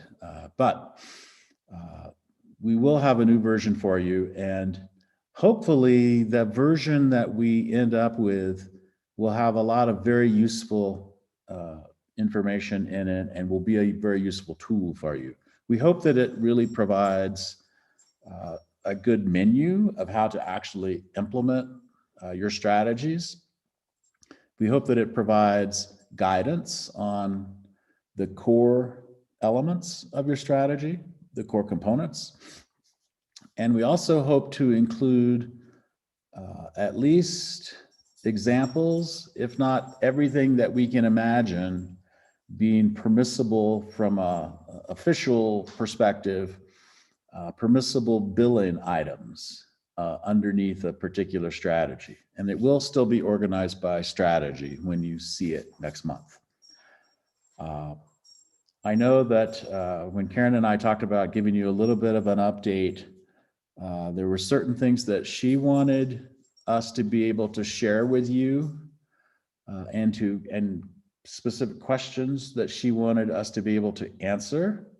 And so I'm just going to invite Karen if she'd like to just add a word or two here. But we do hope that when we present it to you next month, it'll be close to a final version, if not the final version, and it'll be apparent both how it will be used by OSAP and how you will be able to use it. So Karen, you want to add anything to that? I wanted to remind us all that part of the reason to move in this direction was to, one, standardize scopes of work for all of us, to make it easier on the providers, to make it easier for those of us working on the scopes of work development and reviewing them for the mid-year and final reports. And then for the third thing, for me to be able to report back to BHSD about progress. Secondly, I wanted to emphasize that we wanted to be able to show short-term, intermediate, and long-term progress, because we understand that it can take years for a prevention strategy to see final outcomes that you would see in your objectives. So we wanted to be able to document all of the work that providers are doing in each of those benchmarks, and also to recognize that there are times that you might get through the short-term benchmark and an intermediate benchmark, have staff turnover, lose crucial relationships, and have to go back to short-term benchmarks. So please remember, there were lots of things we wanted to accomplish with this that would make it easier, more standardized, and document all of the wonderful, great work that you're all doing. So those were the main things I had wanted to emphasize.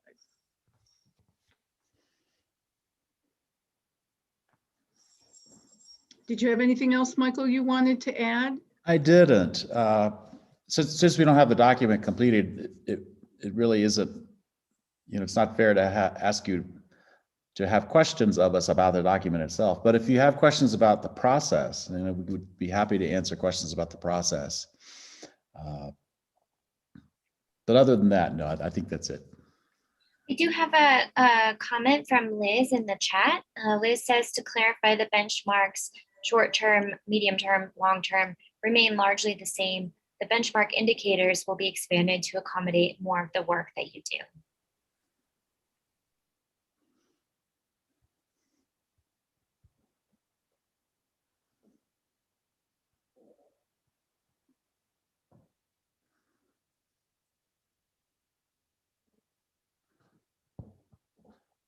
So we do understand that not all of us are going to agree, and I do want to acknowledge that we have a comment from Anne saying it's not necessarily easier.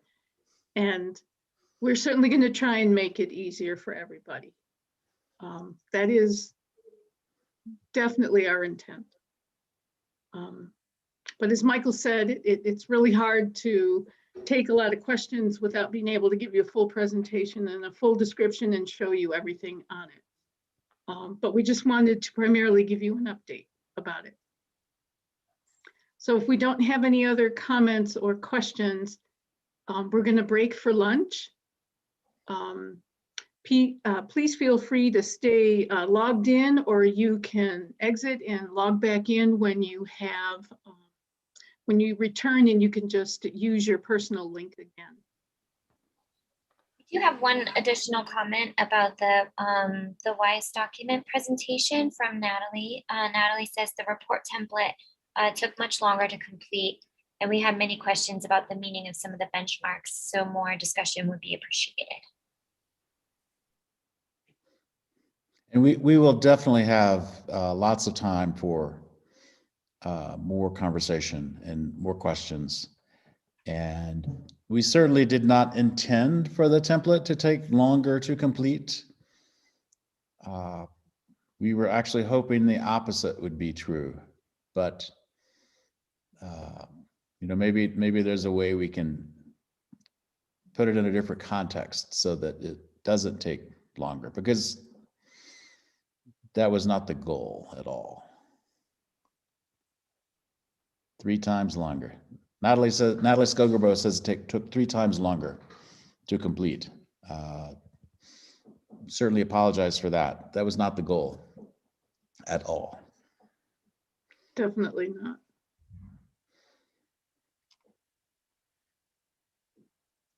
And Joanna Wells agrees that it took lots of time longer. Yeah, that's not our goal. We're trying to simplify and standardize in a way that really allows OSAP to be more accountable and ultimately to have a stronger case to push for more prevention funding. That isn't just discretionary grants that we do our best to write about all the time to bring to the department, but instead would be assured annual funding, either from the federal block grant or from perhaps even state sources, as we used to have state general fund money to fund prevention. But we've been unable to have a consistent enough reporting process so that OSAP is able to say really what the accomplishments have been of all of your work. And so the real goal of this is to end up with a system that allows for better accountability and reporting by OSAP to both their chain of command and to others, so that there is a more powerful case to argue for more prevention funding. And so that's really the ultimate goal of this tool. And we want to remind ourselves and you of that. It isn't to make your life harder at all. It's that we're trying to create a better justification for prevention to outsiders, and then potentially get more money for prevention for you to do more of your work.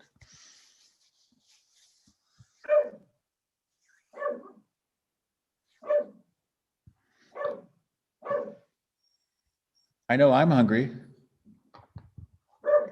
I apologize. My dog is barking in the background. And I see another comment that maybe we could use a few of the PIRE-led evaluator calls to brainstorm ways to improve the reporting process. I would just remind you that PIRE is one of the partners in this revision.